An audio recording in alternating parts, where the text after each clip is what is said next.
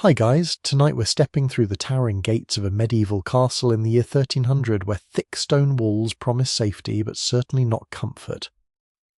Have you ever wondered what it truly felt like to wake every morning without central heating, electric lights, or even a tap to pour fresh water?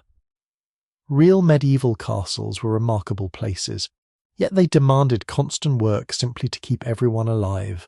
Their grand halls hid smoky fires, icy bedrooms, and endless routines that modern visitors rarely imagine. So, before you settle into the story, take a moment to like the video and subscribe, and while you're here, let me know your location and the local time where you're listening from. Now, dim the lights, and allow yourself to leave the modern world behind. You approach the castle just before sunrise. The horizon glows with the faintest silver light while mist hangs low across the fields. Dew clings to your boots. Every breath feels cool and damp somewhere ahead. A rooster announces the coming day, although the people inside the fortress have likely been awake for some time already. The castle rises from the landscape like a mountain shaped by human hands. Its walls appear almost endless. Thick towers overlook every direction. Narrow windows stare down like watchful eyes. Nothing about the building suggests luxury at first glance. Instead, it speaks of caution, endurance, and survival. The wooden drawbridge stretches across a deep ditch. Today, the bridge is lowered. Traders with pack horses wait patiently outside while a pair of sleepy guards inspect wagons one by one. Their mail shirts clink softly whenever they move. Spears rest against their shoulders. The smell of wet leather mixes with the earthy scent of mud and horses. You join the small line entering the gatehouse.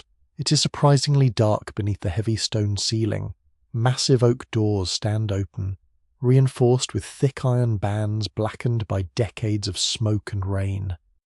Above your head hangs the iron portcullis, its sharp points reminding every visitor that peace can disappear quickly. Many people imagine medieval castles as magnificent royal homes filled with glittering treasures. Some certainly contained impressive riches, yet most castles first served as military strongholds. Comfort usually came second. Thick walls protected the people inside from enemies, but they also trapped moisture, smoke, and cold air. The passage beneath the gate echoes with footsteps. You emerge into the inner courtyard. Suddenly the castle feels less like a monument and more like a busy village squeezed inside stone walls. Men carry barrels across uneven ground. Women balance baskets filled with bread. Stable boys hurry toward restless horses. Chickens wander wherever they please, entirely unconcerned with human plans. Nothing stands still. Smoke curls lazily from several chimneys despite the early hour. You notice the pleasant smell of baking bread drifting through the cool morning air. It competes with less pleasant scents. Fresh manure lies near the stables. Damp straw covers patches of ground. Wood smoke lingers almost everywhere. The mixture is oddly comforting. A blacksmith begins his work nearby. His hammer strikes glowing metal with slow, rhythmic blows that echo against the surrounding walls. Sparks leap into the dim morning light before disappearing almost instantly. The sound becomes part of the castle's heartbeat. Children run past laughing. Their simple wool clothing appears practical rather than fashionable. One boy nearly collides with a servant carrying 2 wooden buckets suspended from a shoulder pole. The servant sighs deeply but keeps walking. Water cannot wait. It never can. That quiet detail reveals one of the greatest differences between your world and theirs. Every single drop of water inside this castle has value. There are no pipes hidden beneath the floors, no faucets, no hot showers waiting upstairs. Water must be drawn from a well or collected carefully from rain, then carried wherever it is needed. Washing, cooking, brewing, cleaning, and caring for animals all depend upon countless daily journeys with heavy buckets. You'll soon discover just how exhausting that becomes. For now, you continue exploring. The central tower dominates everything around it. Known today as the Keep, it serves as both residence and final refuge should attackers ever breach the outer defences. Its walls are astonishingly thick. Standing beside them, you instinctively reach out to touch the rough stone. It feels cold, very cold, even after sunrise. The stone seems determined to remember every chilly night. During winter, those walls become enormous blocks of frozen masonry. During summer, they help keep certain rooms pleasantly cool. Medieval builders understood this balance through experience rather than modern engineering. Historians generally agree that castles represented symbols of authority as much as defensive structures. Yet scholars continue debating exactly how comfortable different castles truly were. Some excavations suggest surprisingly colourful interiors filled with painted walls and fine furnishings. Others reveal simpler surroundings that emphasize practicality over luxury. Conditions probably depended upon wealth, location, and the ambitions of each lord. As you walk deeper into the courtyard, another curious sight catches your attention. Bright fabrics hang from upper windows. Modern movies often show castles covered almost entirely in grey stone. In reality, many interiors displayed vivid colours. Rich tapestries decorated important rooms. Painted wooden furniture added warmth. Colourful banners fluttered from towers whenever weather allowed. Against endless grey stone, these splashes of red, green, blue, and gold transformed ordinary spaces into places of prestige. One unusual belief from the period claimed certain carved figures above doorways could discourage evil spirits from entering the household. Whether people truly believed such carvings possessed supernatural power remains uncertain. Some may have viewed them simply as decorative traditions passed through generations. Others probably found genuine comfort in them during uncertain times. The breeze grows stronger. You hear pigeons cooing beneath the roof lines. Ravens circle high above the tallest tower. Somewhere beyond the walls, sheep bleat across nearby hills. Life outside continues peacefully today, although everyone inside knows that peace can never be guaranteed forever. That awareness shapes every routine. Even peaceful mornings begin with guards changing watch. Gates are inspected, supplies counted, horses fed, fires rekindled. Every person contributes something to the smooth operation of this remarkable place, without constant effort. The castle would quickly become uncomfortable and eventually unlivable. Perhaps that surprises you most. The castle appears permanent, almost eternal. Yet its daily survival depends upon hundreds of ordinary tasks repeated again and again without applause. Someone chops wood before dawn. Someone sweeps ashes. Someone kneads bread. Someone repairs a loose hinge. Someone draws another pair of heavy water buckets. Life continues. As sunlight finally spills across the courtyard, the fortress begins revealing details hidden moments before. Tiny flowers grow between paving stones. Moss clings to shaded walls. Cats quietly patrol corners in search of mice. A cook leans from a doorway, wiping flour from tired hands before calling workers toward breakfast. The day has truly begun. You take one last slow look around the courtyard.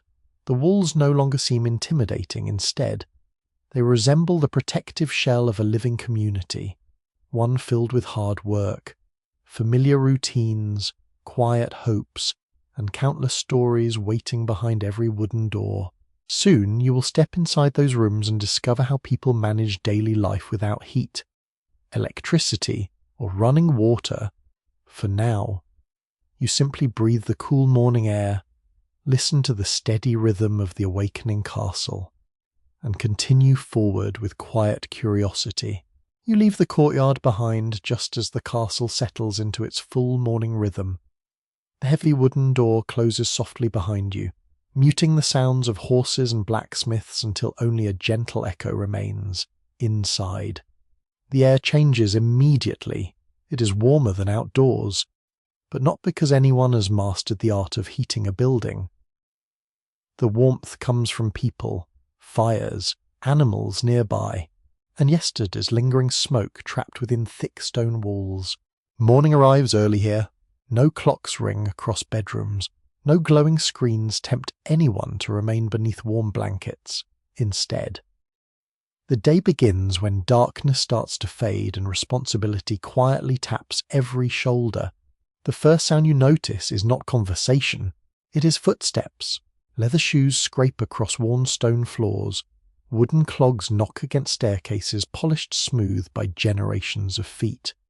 Somewhere above, someone drags a heavy chest a short distance before setting it down with a dull thud. The castle never truly sleeps. Even during the quietest hours, someone is tending a fire, standing guard, or caring for animals. The smell inside is unforgettable.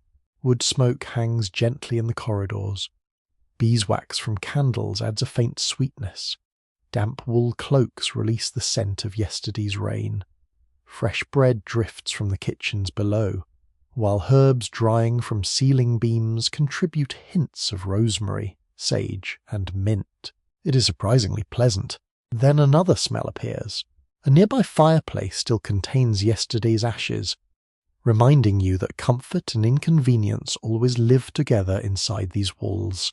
You climb a narrow spiral staircase. The steps feel uneven beneath your boots because thousands of people have worn them down over decades. Medieval builders rarely worried about perfect symmetry. Practicality mattered far more than elegance in everyday spaces. At the top of the stairs, servants are already busy. One young woman opens thick wooden shutters, allowing pale sunlight to enter a chamber that moments earlier existed almost entirely in darkness. Dust floats through the golden beams. Tiny particles drift slowly, making the room appear peaceful despite the steady movement around you. Without electricity, daylight determines nearly everything. Windows remain relatively small. Large openings would weaken defensive walls and allow valuable heat to escape during winter. As a result, many interior rooms stay surprisingly dim, even at midday. Candles and oil lamps help after sunset, but both cost money. Every flame must justify itself. A servant carefully trims the wick of a candle before extinguishing it. Nothing is wasted. Even the smallest piece of wax may later become part of another candle.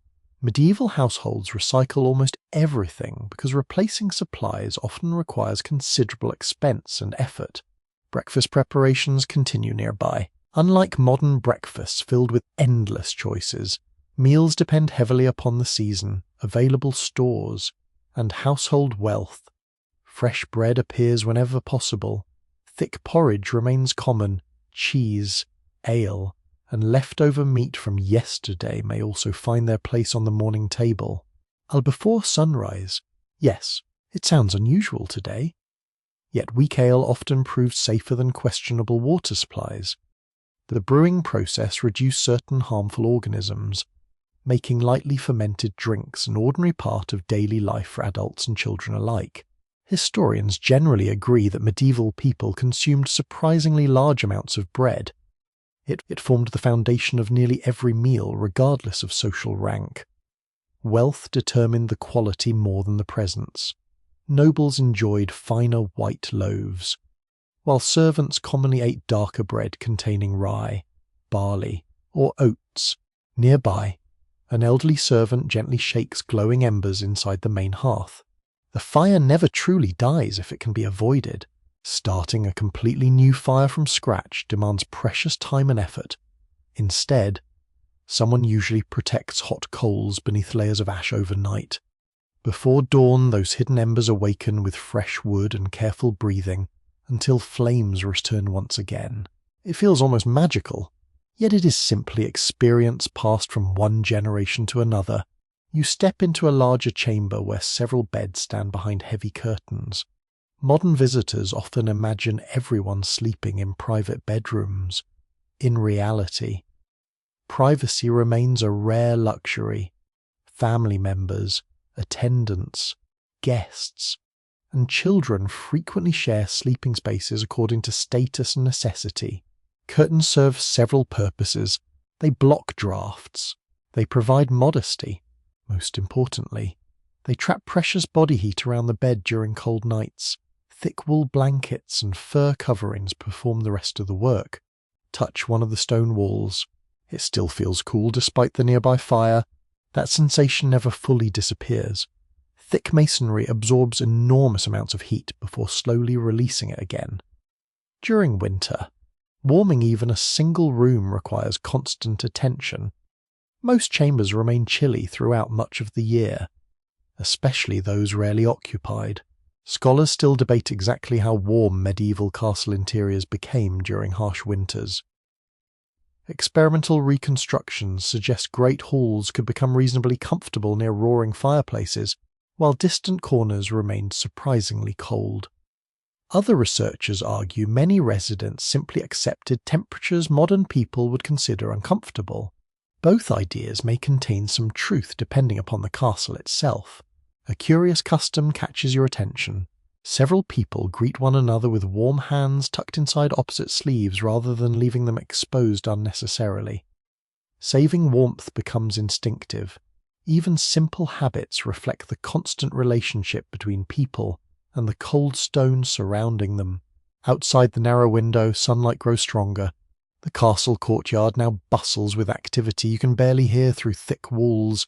The isolation feels remarkable. Stone muffles the outside world, creating quiet pockets where conversations remain gentle, despite dozens of people working nearby. A noblewoman enters the room. Her gown appears elegant, yet practicality hides beneath its beauty. Multiple layers of linen and wool help preserve warmth while expensive fabrics display wealth. Clothing serves as insulation long before it becomes fashion. Rich embroidery impresses visitors, but thick undergarments matter far more on a freezing January morning. Not every garment feels luxurious. Some wool is coarse enough to scratch exposed skin. Linen softens the discomfort slightly. Silk exists, but only the wealthiest households own much of it. You notice a young page carefully brushing mud from boots left beside the doorway. Another folds blankets. Someone else carries fresh rushes destined for the floor. That last task surprises many historians and visitors alike. Rushes, sometimes mixed with fragrant herbs such as lavender or sweet flag, often covered portions of castle floors. They helped absorb dirt, softened footsteps, and improved the smell inside busy rooms. Exactly how frequently households replace these coverings remains uncertain, and practices probably varied widely between castles. The morning continues unfolding with quiet confidence. No one rushes unnecessarily. Every task follows familiar rhythms learned through years of repetition. Fires require tending. Bread requires baking. Animals require feeding. Floors require sweeping. Water requires carrying. None of these jobs attract praise because each simply belongs to another ordinary morning inside a medieval castle. You pause beside a narrow window. Beyond the wall stretches a countryside slowly awakening beneath gentle sunlight. Smoke rises from village cottages. Farmers begin crossing damp fields. Somewhere in the distance, church bells drift across the landscape, their deep notes floating effortlessly through cool morning air. The sound reaches the castle softly. For a brief moment, everyone seems to notice. Then the work resumes. You follow the quiet movement of servants toward the staircase once more, understanding that this fortress survives not because its walls are strong, but because hundreds of ordinary people begin every morning with steady hands, practiced routines, and remarkable patience. The day is still young. Many more discoveries await beyond the next doorway. You soon realize that the castle is not truly warm. It only feels warmer than the world outside. The difference matters. A cool breeze slips beneath a heavy oak door as you enter one of the larger chambers. The draft brushes against your hands before disappearing into the smoky air. It reminds you that every crack, every window, and every stone joint quietly competes with the fireplaces burning throughout the fortress. Living here means negotiating with the cold every single day. You wander toward the great hall, where the largest hearth in the castle glows with steady orange light. Flames lick thick oak logs while sparks swirl upward into a wide chimney. Several servants feed the fire without speaking much. They have repeated this task so often that every movement appears effortless. The warmth reaches your face immediately. Your back stays cool. That simple contrast reveals the greatest challenge of medieval heating. Fire warms people directly, not entire buildings. Stand close enough and your cheeks grow pleasantly warm. Take 10 steps away and the chill quietly returns. The hall smells of burning oak, fresh ash, and faint traces of roasted meat left from the previous evening. Smoke never disappears completely. Even well-built chimneys allow a gentle haze to linger near the ceiling. Sunlight entering through high windows catches tiny particles floating lazily above everyone's heads. You breathe carefully. After a while, your nose barely notices the smoke. Castle residents likely experience the same adjustment. Modern visitors often find reconstructed medieval interiors surprisingly smoky. Yet people living here probably accepted it as naturally as the scent of fresh bread. The Lord's chair stands closest to the fireplace. That is no accident. Position inside the hall reflects social rank almost as clearly as clothing does. The warmest places belong to the higher status. Servants move constantly between comfortable areas and much colder corners, rarely remaining near the fire for long. Warmth itself becomes a privilege. You touch one of the thick tapestries hanging from the wall. The woven fabric feels heavy beneath your fingertips. Its colourful threads depict hunting scenes filled with deer, forests, and noble riders. At first glance it seems purely decorative. In reality, it performs another valuable service. It slows drafts. Stone walls absorb moisture and release cold throughout the year. Hanging thick textiles across those surfaces creates a small barrier that helps rooms feel slightly less uncomfortable. No tapestry can transform a freezing chamber into a summer garden. But every layer matters. The castle uses warmth wherever it can find it. Large wooden benches surround the fire. Dogs stretch comfortably across the rush-covered floor. A sleepy cat curls beside the hearthstones, claiming perhaps the finest sleeping place in the entire building. The animals understand heat is precious. You notice that several people wear hats indoors. Modern etiquette might discourage such behaviour, but medieval practicality wins easily over appearance. Wool caps, linen head coverings, and fur-lined hoods help prevent body heat from escaping. Even wealthy nobles often remain bundled indoors during colder months. Layer upon layer. A linen shirt rests beneath a wool tunic. Another cloak covers both. Gloves appear whenever work allows. Thick stockings disappear beneath long garments.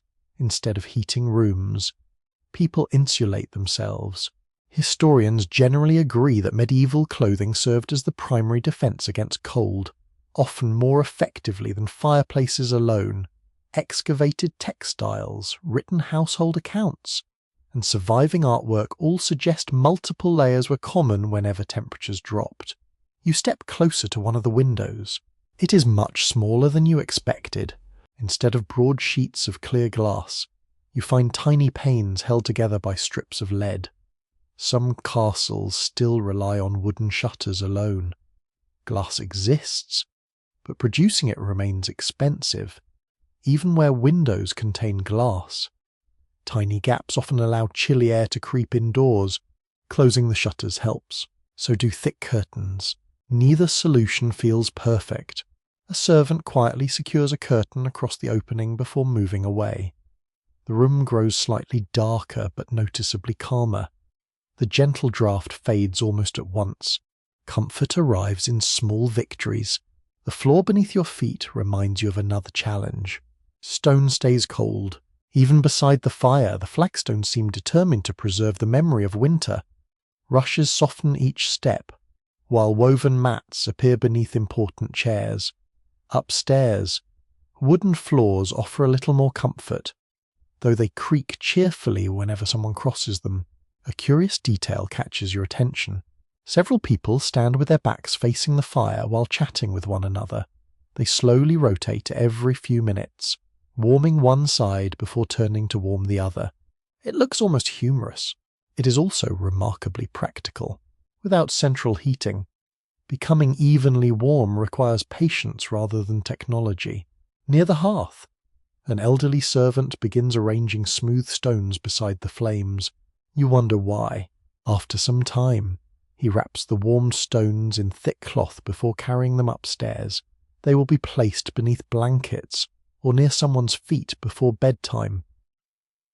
The heat fades gradually through the evening, offering gentle comfort during the first hours of sleep. Historians still debate how widespread this practice became across medieval Europe. Written references exist in several regions, while archaeological evidence remains limited. It may have been common in wealthier households, yet uncommon elsewhere. The uncertainty itself feels appropriate. Many ordinary habits leave few traces behind. You continue climbing another staircase toward the private chambers inside the keep. These rooms are smaller than the Great Hall, making them somewhat easier to warm. Narrow fireplaces burn steadily, though each consumes impressive amounts of wood. Fuel never arrives by magic. Every log represents hours of labor in nearby forests. Trees must be cut, split, stacked, dried, transported, and carried indoors. Keeping a castle warm begins months before winter actually arrives. The smell of seasoned oak follows you everywhere. Outside one chamber, neat piles of firewood wait beneath a covered passage.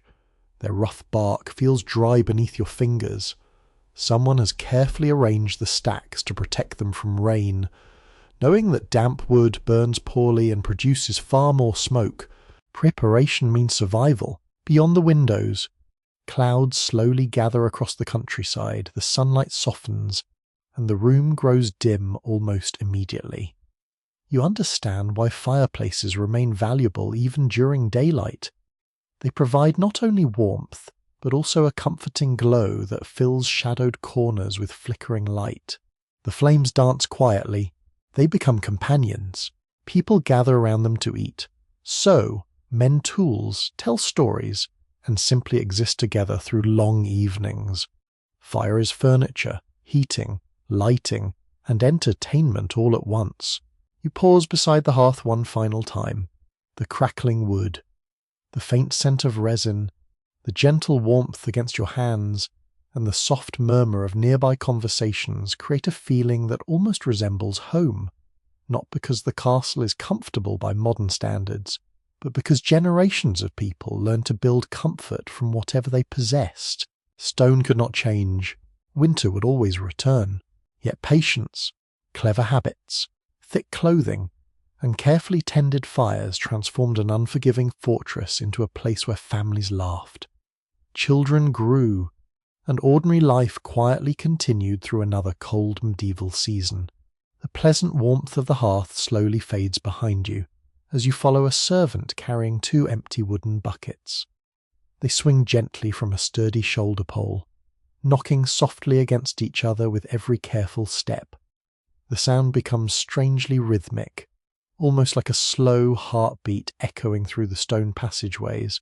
You soon discover that this simple journey is among the most important in the entire castle. Without water, nothing else can happen. The servant descends a narrow staircase leading into a cool lower courtyard. The air immediately feels different. It carries the scent of damp earth mixed with moss-covered stone.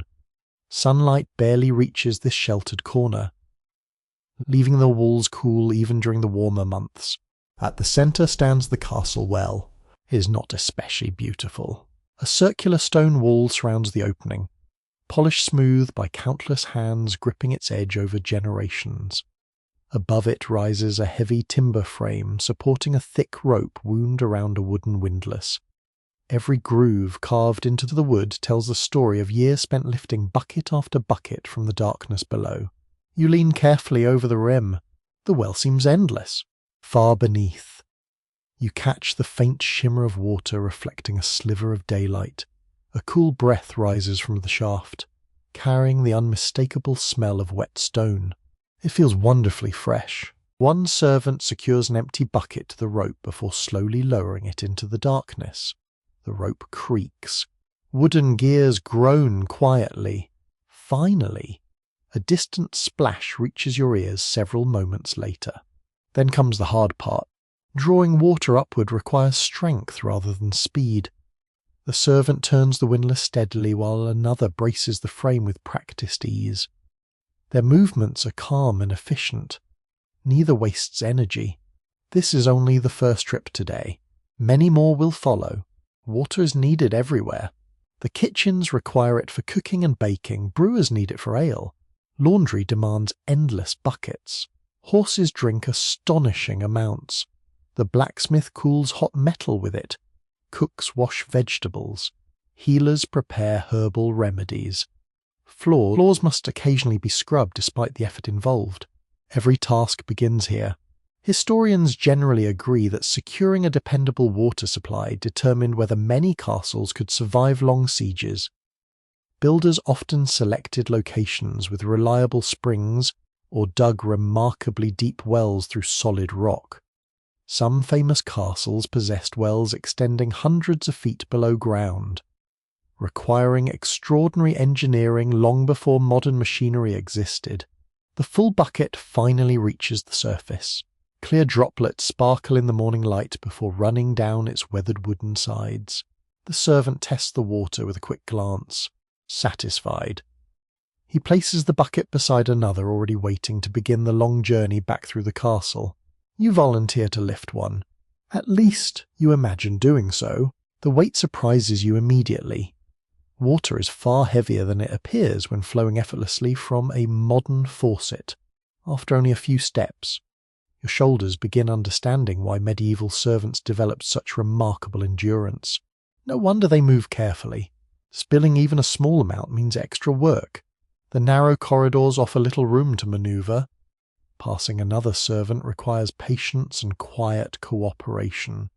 No one rushes unnecessarily because accidents waste both water and precious effort. A young kitchen maid smiles politely before stepping aside. Her sleeves remain rolled above her wrists.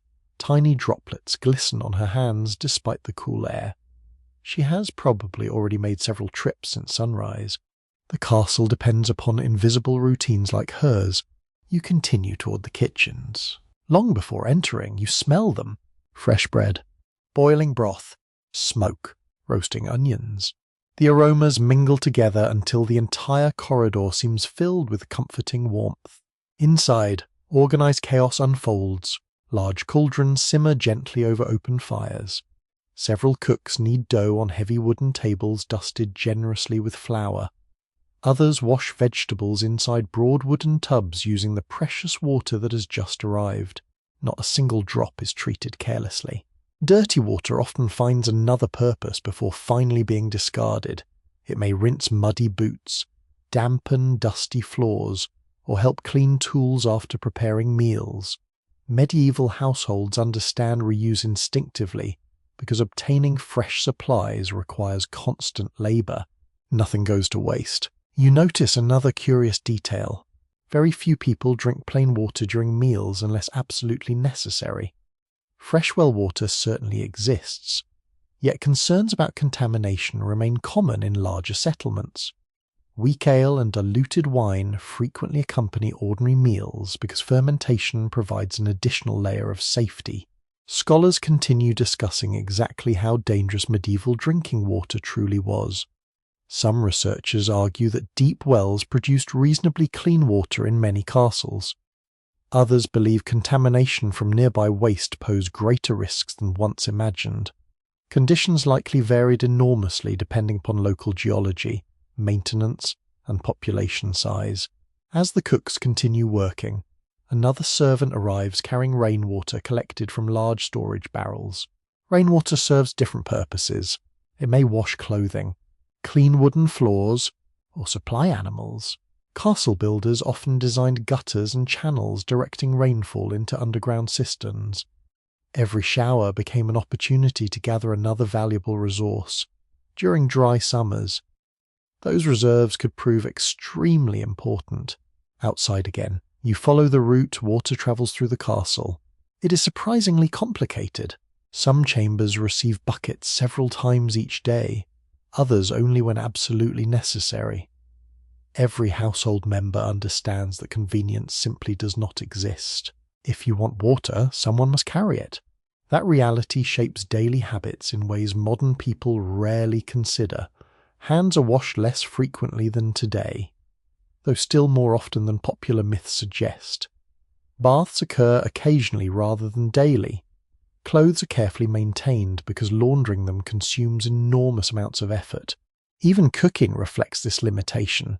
Meals requiring excessive boiling may appear less often than recipes demanding roasting or baking. Near the stable yard, horses eagerly lower their heads into broad wooden troughs freshly filled by another team of workers. Their breathing creates gentle ripples across the surface.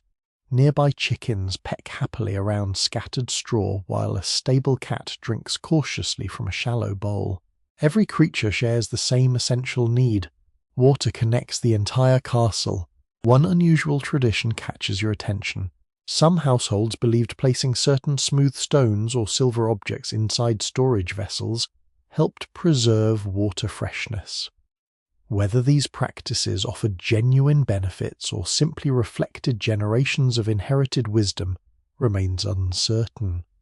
Small customs like these often survived because no one wished to risk abandoning something that might help.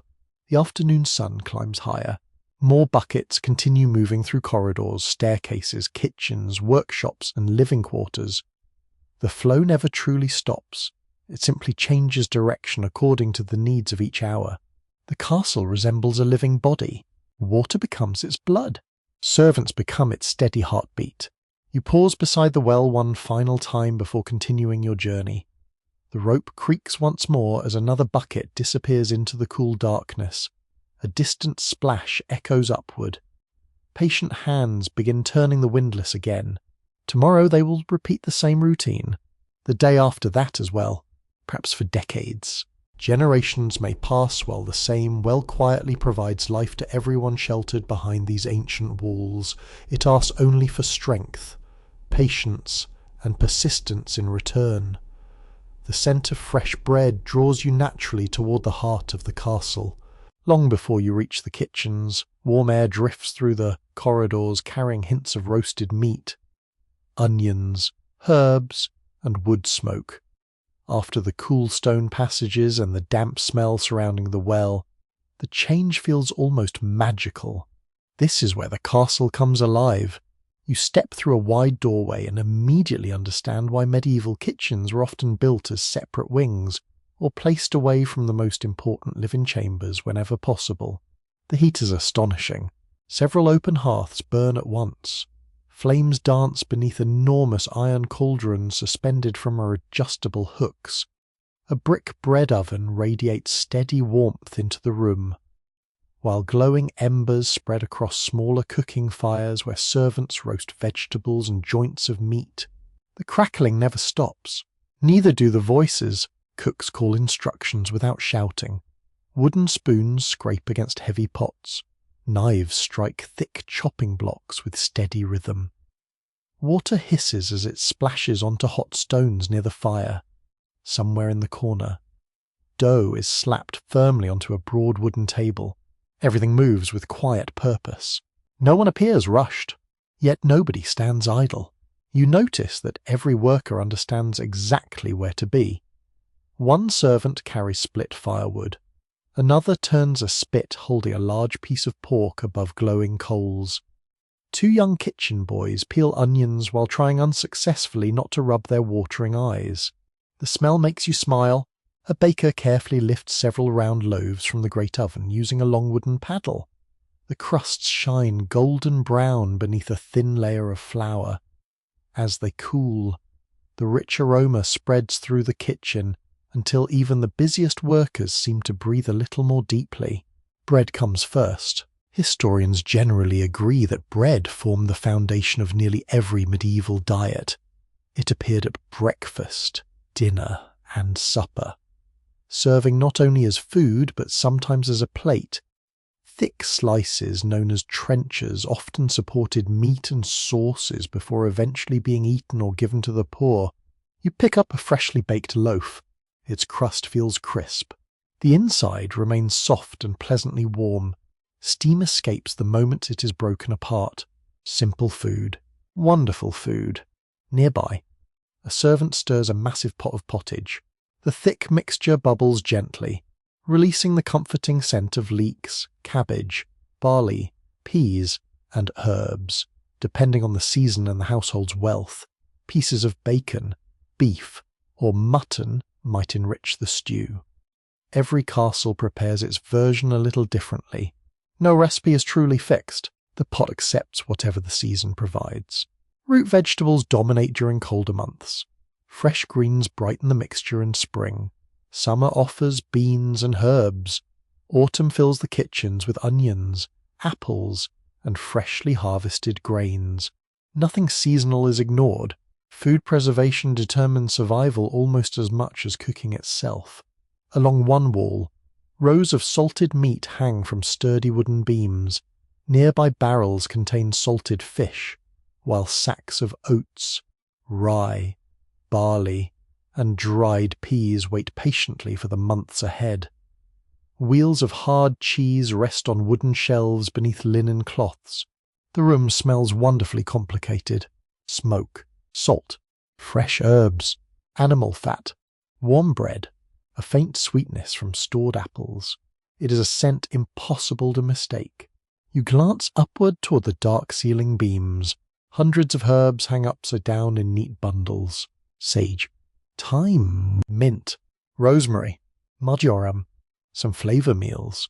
Others support simple medicines. Many simply dry until winter arrives, when fresh herbs become scarce. A cook pinches a few dried leaves into the simmering stew.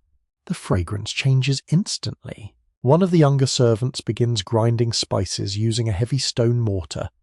Pepper, cinnamon, ginger, and cloves appear surprisingly often in wealthy households, though they remain expensive imports carried across long trading routes. Their presence quietly announces the Lord's prosperity. A meal can become a display of status, not merely nourishment. You watch another servant carefully skim fat from the surface of a boiling broth. Nothing is discarded without thought. Fat later enriches pies, pastries, or other dishes. Bones simmer again to produce additional stock. Waste belongs to no one. Every useful scrap earns another purpose.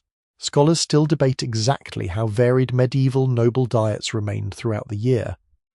Surviving household accounts suggest impressive variety during prosperous seasons, while archaeological evidence often points toward more practical and repetitive meals. Both perspectives may be correct depending upon local harvests, trade connections, and the wealth of individual households. A curious custom catches your attention. Several servants taste food using pieces of stale bread rather than wooden spoons, once used. The bread is eaten or discarded depending upon its condition. It seems remarkably practical in a busy kitchen where washing utensils constantly would consume valuable water. The Great Hall begins preparing for the midday meal. Long wooden tables are wiped clean with damp cloths. Heavy benches slide across the rush-covered floor. Candles remain unlit because sunlight streams through the tall windows, though the room still appears pleasantly dim beneath its high timber roof. At the upper end of the hall stands the Lord's table, slightly raised, slightly warmer, slightly better supplied. Position matters. The closer someone sits to the Lord, the greater the honour. Meals reinforce social order as effectively as ceremonies or titles. You notice that servants continue moving even after food reaches the tables. Pitchers of weak ale require constant refilling. Bread baskets circulate from one end of the hall to the other. Empty trenchers disappear while fresh dishes arrive from the kitchens in careful sequence. The meal unfolds slowly. Conversation remains polite. Laughter rises occasionally before fading into the gentle crackle of the nearby hearth. Outside the windows, pigeons flutter across the courtyard roof. Their wings create soft bursts of sound before settling once more beneath the eaves. Somewhere beyond the walls, church bells drift faintly through the afternoon air. For a brief moment, the entire castle seems content. One unusual belief from the period suggested that certain herbs placed near ovens brought good fortune to the household and protected bread from failure. Whether cooks truly believed such traditions or simply enjoyed repeating familiar customs remains uncertain. Like many medieval practices, practical knowledge and old superstition often shared the same kitchen. As the meal gradually ends, servants gather leftovers with remarkable efficiency. Nothing disappears carelessly. Stale bread may become tomorrow's pottage. Bones return to the broth pot. Vegetable scraps feed pigs or chickens. Ash from the hearth later helps make cleaning solutions. Even smoke serves a purpose by preserving meat hung high above the fires. The castle survives because every resource travels through many hands before its usefulness finally ends. You leave the warmth of the kitchens, carrying the lingering aroma of fresh bread on your clothes. The stone corridor feels noticeably cooler once again, yet somehow less severe than before. Perhaps it is because you now understand that behind every satisfying meal lies an invisible army of careful workers whose steady labour nourishes everyone living within these ancient walls. As the afternoon slowly fades, the castle begins changing its character. The busy rhythm of cooking grows quieter. The blacksmith's hammer strikes less frequently. Horses settle into their stalls with soft snorts and the occasional stamp of a hoof. Long shadows stretch across the courtyard, climbing the stone walls until they reach the narrow windows high above. Night approaches without negotiation. There are no switches to brighten the halls, no glowing lamps waiting in every room. Darkness arrives gradually, then all at once. You climb another winding staircase toward the private living quarters, wondering where everyone actually sleeps inside this enormous fortress. Modern imagination often fills castles with endless bedrooms, each decorated with luxurious furniture and blazing fireplaces. Reality proves rather different. The first chamber you enter is modest. A wooden bed stands against an interior wall rather than beneath a window. The arrangement makes perfect sense. Even a carefully shuttered window allows chilly drafts to creep inside after sunset. The bed itself surprises you. It is smaller than many modern beds, not because medieval people were dramatically shorter, but because they often slept in slightly curled positions beneath heavy coverings. Sleeping upright at a gentle angle also became common among wealthier individuals, partly for comfort and partly because fully reclining carried curious symbolic associations with illness or death. Historians continue debating exactly how widespread this habit truly was. Contemporary artwork sometimes supports the idea, while surviving written accounts suggest sleeping positions varied widely from household to household. The uncertainty feels fitting. Even bedtime leaves mysteries behind. You rest your hand on the bed frame. The oak feels smooth from decades of careful use. Thick ropes stretch tightly beneath a stuffed mattress, creating a flexible support. The familiar expression about sleeping tight has often been connected to tightening these ropes. Although scholars disagree about whether that saying truly originated here, some stories survive better than their evidence. The mattress itself is filled with straw mixed with softer materials where available. Wealthier households might add feathers, wool, or additional padding. Linen sheets cover the surface, while thick wool blankets wait folded neatly at the foot of the bed. Comfort depends upon layers. Just as clothing keeps warmth close to the body during the day, bedding performs the same task throughout the night. You pull one blanket across your shoulders. It feels surprisingly heavy, not unpleasant, simply reassuring. The wool traps warmth effectively, though its coarse texture reminds you that softness was often considered a luxury rather than an expectation. A servant enters carrying something curious. It is a small ceramic container wrapped carefully inside cloth. She places it beneath the blankets before quietly leaving the room. Earlier you watched heated stones being carried upstairs. Tonight you discover another variation. The small vessel has been filled with hot water from the kitchen hearth. It will gently warm the bed before its occupant arrives later in the evening. No electric blanket, no radiator, just thoughtful preparation. Across the corridor lies another sleeping chamber. This room belongs not to a noble family but to several attendants. Wooden bedsteads stand much closer together. A few younger servants will probably share sleeping spaces when necessary. Privacy exists, but only in limited amounts. The atmosphere feels cheerful nonetheless. Simple wooden chests hold personal belongings. A carved comb rests beside folded clothing. Someone has carefully placed dried lavender inside a small linen pouch hanging near the bed. The faint fragrance drifts gently through the room. It mingles with beeswax, old timber, and clean linen. For a moment, the castle feels unexpectedly peaceful. People often imagine medieval life as endlessly filthy and uncomfortable. Certainly, cleanliness remained difficult by modern standards. Yet many households valued fresh bedding, pleasant scents, and orderly surroundings whenever circumstances allowed. Nearby, a woman carefully shakes out wool blankets before laying them neatly across another bed. She checks every corner. Small creatures are constant companions in medieval buildings. Fleas, lice, occasionally mice. No one welcomes them. Castle residents develop countless practical habits to discourage unwelcome visitors. Bedding is aired whenever weather permits. Herbs believed to repel insects are tucked beneath mattresses or hung nearby. Cats patrol tirelessly, performing their own silent contribution to household comfort. One curious belief claims that bundles of fragrant plants placed beneath beds could keep away troublesome dreams as well as insects. Whether people expected literal protection or simply enjoyed the pleasant aroma remains impossible to know with certainty. Outside, evening bells begin ringing. The deep notes drift across the countryside before reaching the thick castle walls. Their sound feels softer indoors, almost wrapped in stone. One by one, candles appear. A servant lights each wick from an existing flame rather than striking a fresh spark. Fire remains too valuable to waste. The gentle light dances across rough plaster walls, polished wooden furniture, and colourful wall hangings, transforming familiar rooms into warm pockets surrounded by gathering darkness. The castle grows quieter. Conversation becomes gentler. Footsteps slow. Many daily tasks simply cannot continue after sunset. Limited light encourages rest far more effectively than any scheduled bedtime. You move toward one of the larger bedchambers reserved for distinguished guests.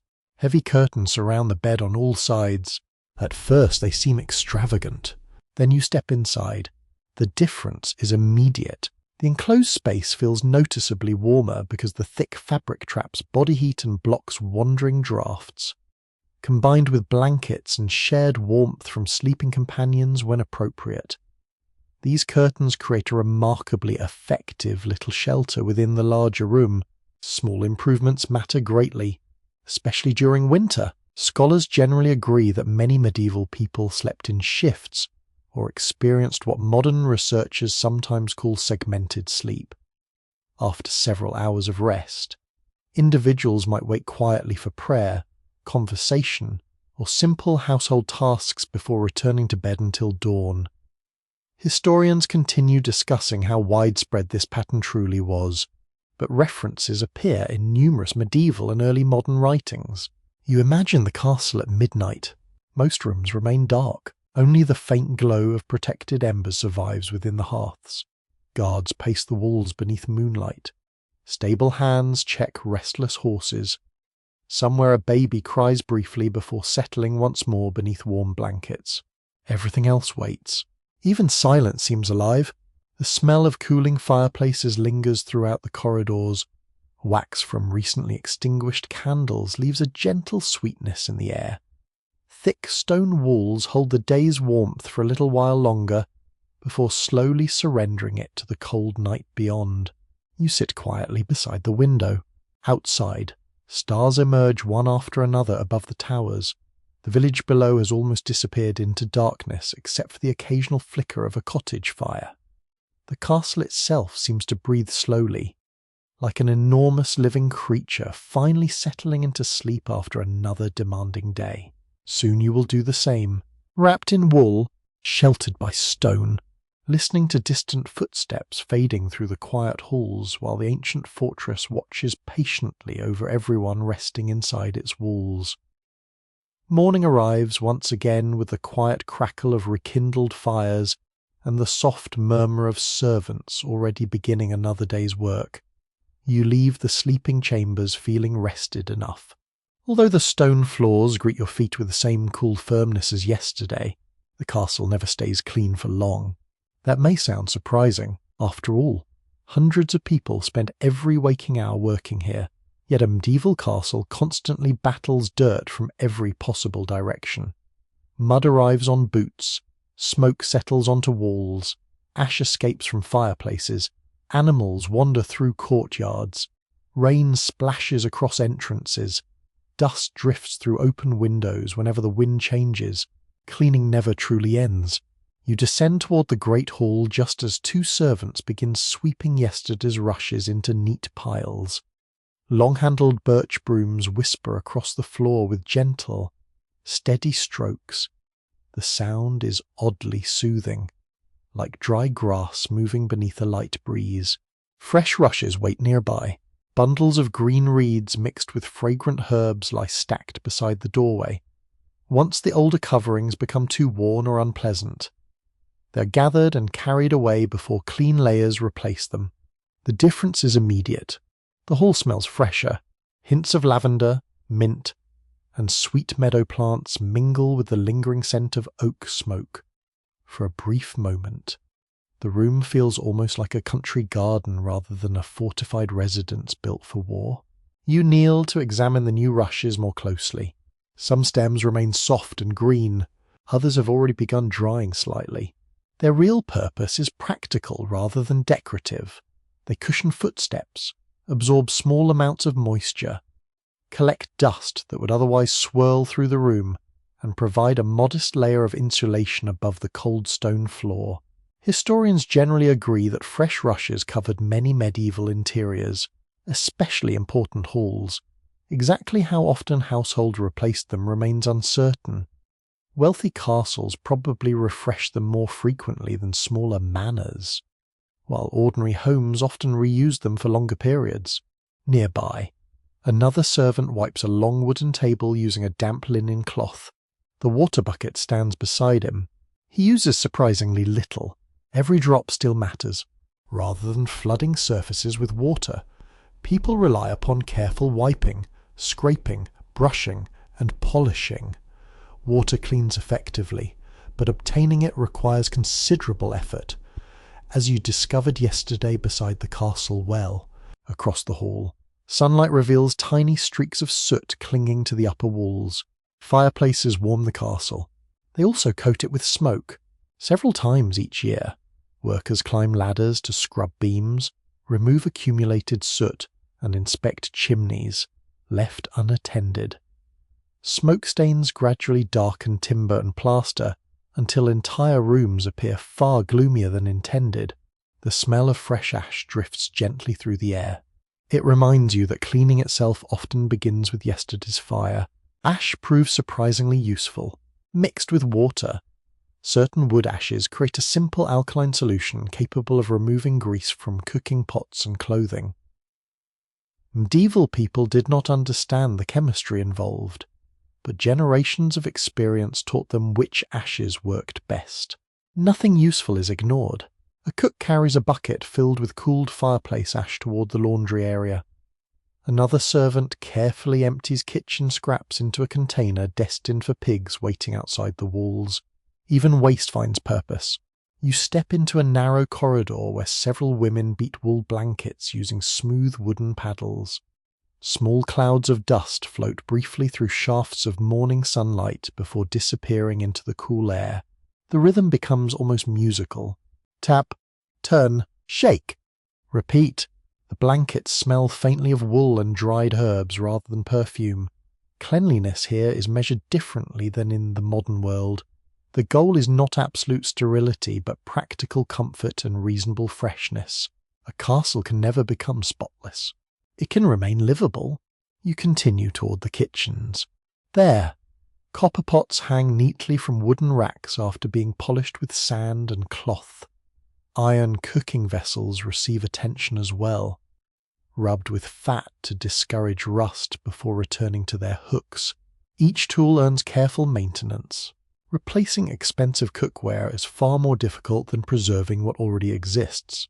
Near one doorway, a young servant scrubs a chopping block with coarse salt before rinsing it lightly. Salt serves not only for preserving food, but also for helping clean certain surfaces. Simple methods, remarkably effective. Scholars still debate how hygienic medieval households truly were compared with popular modern assumptions. Earlier generations often portrayed castles as permanently filthy places. More recent archaeological evidence and household records suggest people actively cleaned, aired rooms, replaced bedding, and valued order whenever resources allowed. The standards differed from today, yet the desire for a pleasant home certainly existed. Outside in the courtyard, rain from the previous evening has left patches of sticky mud. Stable boys spread fresh straw across the busiest walkways. Instantly the ground becomes safer, less slippery, far cleaner. The horses seem to appreciate it too. A stable hand begins brushing a chestnut mare with slow, patient strokes. Dust rises gently from her coat before drifting away on the breeze nearby. Another worker forks old straw into a waiting cart that will eventually carry it beyond the walls. The stable smells exactly as expected. Hay, leather, warm animals, fresh earth. It is surprisingly comforting. Cats weave quietly between barrels and wagons, searching for careless mice attracted by stored grain. They receive little praise for their efforts, yet they perform one of the castle's most valuable cleaning services. Nature lends a helping paw. You notice an elderly woman hanging bunches of rosemary and lavender from wooden beams inside a passageway. Their purpose extends beyond pleasant fragrance. Many medieval households believed aromatic herbs purified stale air and discouraged insects. Some certainly helped mask less pleasant odours, while others may have offered mild insect-repelling qualities. Historians continue discussing how effective these herbal practices truly were, but they undoubtedly contributed to the atmosphere people associated with cleanliness. The breeze carries their scent through the corridor. It feels fresh, almost hopeful. As afternoon approaches, open shutters allow sunlight and moving air to sweep through the occupied rooms. Whenever weather cooperates, fresh air becomes one of the castle's greatest allies. Bedding dries more thoroughly. Damp clothing loses yesterday's moisture. Smoke gradually escapes through open windows and roof vents. The castle breathes. Without electricity or mechanical ventilation, the movement of air depends entirely upon architecture, weather, and thoughtful daily habits. You pause in the centre of the great hall once more. Yesterday this room welcomed a lively meal. Today it gleams quietly beneath shafts of sunlight. The floors have been refreshed. The tables stand ready. The hearth has been swept. Fresh wood waits beside the fireplace. Nothing here became clean by accident. Hundreds of careful hands transformed disorder into comfort through patient, repetitive work. Their efforts rarely appear in heroic tales of medieval life, yet they shape every pleasant moment experienced within these ancient walls. You smile softly. A clean castle may never smell like a modern home, but it smells unmistakably alive. After spending the morning following brooms, buckets, and busy servants, your attention turns toward a far less glamorous part of castle life. Sooner or later, everyone asks the same question. Where did people actually go to the toilet? It is not the most elegant subject. It is, however, one of the most fascinating. A castle cannot function without solving this very ordinary human problem. Hundreds of residents, guests, guards, craftsmen, children, and servants live together inside thick stone walls. Every one of them depends upon a surprisingly clever system designed long before modern plumbing existed. You follow a steward through a narrow passage branching away from the main living quarters. The corridor grows cooler. The walls become thicker. Small slit windows admit only thin ribbons of daylight. At the end stands an unremarkable wooden door. Nothing announces its importance. The steward pushes it open. Inside, you find a small stone chamber no larger than a modest closet. Against one wall rests a simple wooden seat with a rounded opening cut through its centre. Beneath it disappears a vertical stone shaft vanishing into darkness below. This is the castle privy. Simple, practical, entirely necessary. A cool draught rises gently from the opening, carrying earthy scents mixed with damp stone. It is not especially pleasant, but neither is it overwhelmingly offensive. The moving air performs an important task by drawing odours downward instead of allowing them to linger inside the room. Castle builders understood airflow remarkably well. Many privies project slightly beyond the outer wall of the castle. Their waste falls into a pit below or directly into a flowing stream where geography allows. In other castles, specially designed chutes empty into deep cesspits that require periodic cleaning. Not a job anyone envies, yet someone always performs it. Historians generally agree that projecting privies represented one of the more practical engineering achievements of medieval fortress design. By moving waste away from occupied rooms as efficiently as possible, builders greatly improved everyday living conditions compared with simpler settlements lacking such permanent structures. You sit carefully on the polished wooden seat. Generations have done the same. The timber feels smooth from years of use. Surprisingly, the chamber itself receives a fair amount of daylight thanks to a narrow opening positioned high in the wall. Fresh air slips through continuously, carrying away moisture and helping the small room remain drier than you expected. Privacy exists here, at least for a few moments. Nearby, another doorway leads to a larger shared latrine used by servants and guards instead of a single seat. Several wooden openings line one long bench built above a common drainage shaft. Conversation occasionally continues even here. Life rarely pauses. A guard passing outside nods politely before continuing his rounds, apparently finding nothing unusual about the arrangement. Medieval people generally approach such practical matters with far less embarrassment than many later generations. Function comes first, decorating the room comes much later. You notice a basket standing beside the wall. It contains bundles of soft moss, scraps of cloth, and handfuls of dried leaves. No rolls of paper wait nearby. People use whatever suitable materials are available. Wealthier households sometimes possess soft linen scraps. Others rely upon moss, wool, or carefully selected leaves depending upon the season and local resources. Nothing arrives in convenient packages. Everything requires preparation. The steward points toward another clever feature. Rainwater from the roof occasionally helps rinse portions of the drainage system through carefully planned channels. Gravity performs nearly all the work. No pumps, no machinery. Only thoughtful design and centuries of practical experience. The sound surprises you. Far below, you hear the faint trickle of moving water somewhere beneath the stonework. Quiet, steady, almost peaceful. One unusual belief from the Middle Ages claimed certain unpleasant smells carried illness through the air, although medieval people lacked modern knowledge of bacteria. This concern encouraged efforts to improve ventilation and reduce foul odours wherever possible. Historians continue discussing how much these beliefs influence castle architecture, but fresh air clearly mattered to many builders. Leaving the privy behind, you descend a winding staircase toward the lower service passages. Here the castle reveals another invisible workforce. Several labourers carry wooden barrels mounted on sturdy handcarts. Their expressions remain calm, though the task before them is hardly glamorous. Periodically, waste pits require emptying to prevent dangerous overflow and maintain reasonable sanitation. The work demands strength and patience. Fortunately, these unpleasant duties often occur well away from the main living quarters whenever possible. Castle management understands that distance greatly improves comfort. Outside the walls, specially designated dumping areas lie downwind whenever geography permits. Choosing their location carefully protects wells, gardens, and living spaces from contamination. Planning matters, Even unpleasant planning, scholars still debate exactly how frequently medieval cesspits were emptied in large castles.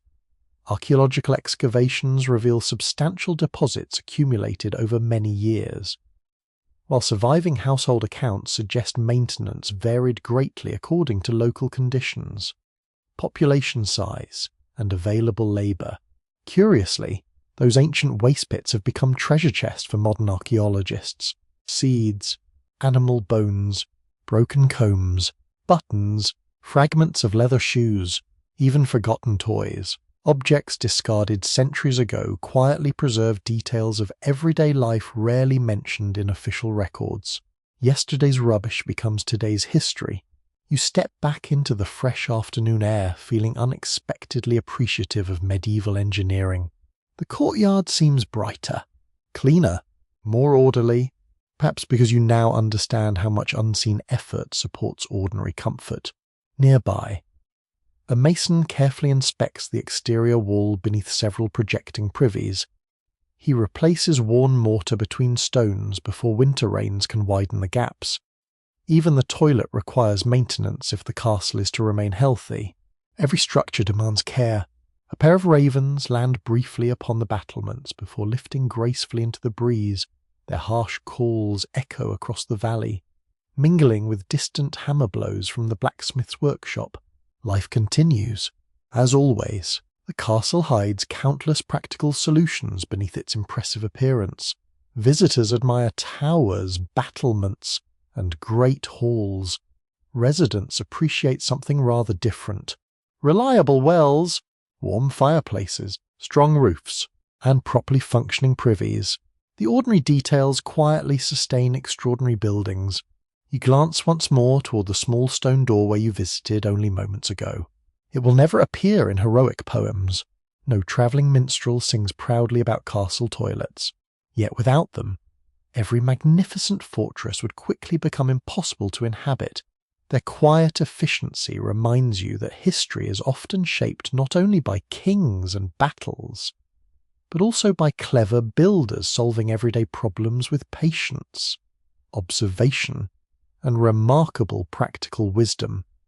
By now, the castle feels familiar. You know where the bread is baked. You know how water reaches the kitchens. You know how fireplaces become the heart of every room and how even the privies reflect careful medieval engineering. Yet one important truth has remained quietly in the background. None of it happens by itself. Every comfortable moment inside these walls exists because dozens, sometimes hundreds, of ordinary people begin working long before sunrise and continue well after darkness settles across the countryside. Today, you decide to follow them. Not the lord, not the lady, the servants.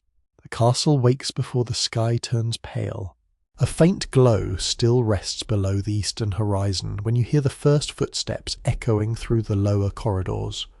A kitchen boy carries an armful of split oak toward the great hearth. A dairymaid slips quietly across the courtyard, her cloak wrapped tightly against the morning chill. Somewhere nearby, a sleepy stable hand yawns before greeting the horses with a gentle pat along their necks. No bells command them. Routine does. Most have followed the same schedule for years. Their bodies seem to understand the hour without needing anyone to announce it. You walk toward the kitchens. Yesterday they smelled of fresh bread. Today they smell mostly of smoke. The fires have only just been awakened. Thin curls of blue-grey smoke drift upward while cooks carefully coax hidden embers back into lively flames using dry kindling gathered the previous evening. Nothing begins until the fire does. Nearby, another servant grinds grain using a heavy hand mill. The slow circular rhythm produces a soft scraping sound that blends almost perfectly with the crackling wood. Round and round, patiently, without complaint. The work requires steady shoulders and remarkable endurance. A single loaf of bread begins long before dough reaches the oven. Outside, the stableyard is already alive. The horses greet familiar faces with quiet snorts. Leather harnesses hang neatly along the walls. Buckets of fresh water arrive one after another while hay is distributed across clean straw bedding laid down yesterday afternoon. A young groom pauses beside a grey mare. He gently checks her hooves before brushing her coat with long, practiced strokes. The horse closes her eyes. She clearly trusts him. Historians generally agree that experienced servants often developed highly specialized skills rather than performing random household chores. A skilled falconer, cook, groom, brewer, or steward possessed valuable knowledge earned through years of practice. Large castles depended upon this quiet expertise every single day. Back inside, you follow a woman carrying a ring of iron keys suspended from her belt. The keys jingle softly as she walks. Each unlocks a different storeroom. She opens one heavy oak door after another, checking barrels of flour, smoked fish, salted pork, dried peas, onions, candles, and carefully stacked firewood. Nothing escapes her attention. She counts almost everything. How many cheese wheels remain? How much ale rests inside the barrels? Which sacks of grain should be opened next? A castle survives because someone always knows the answers. The storerooms smell wonderfully earthy. Dried apples release a gentle sweetness. Fresh onions add a sharper note. Oak barrels carry the scent of seasoned timber. Bundles of garlic hang from the ceiling beside ropes of dried herbs. The cool air helps preserve everything. You notice small marks carved into several wooden shelves. Simple symbols, simple numbers, records. Even without printed spreadsheets or glowing computer screens, medieval households track supplies with surprising care. Running out of food halfway through winter is not merely inconvenient, it is dangerous. Across the courtyard, another group of servants begins washing clothing. Large wooden tubs stand beneath the open sky.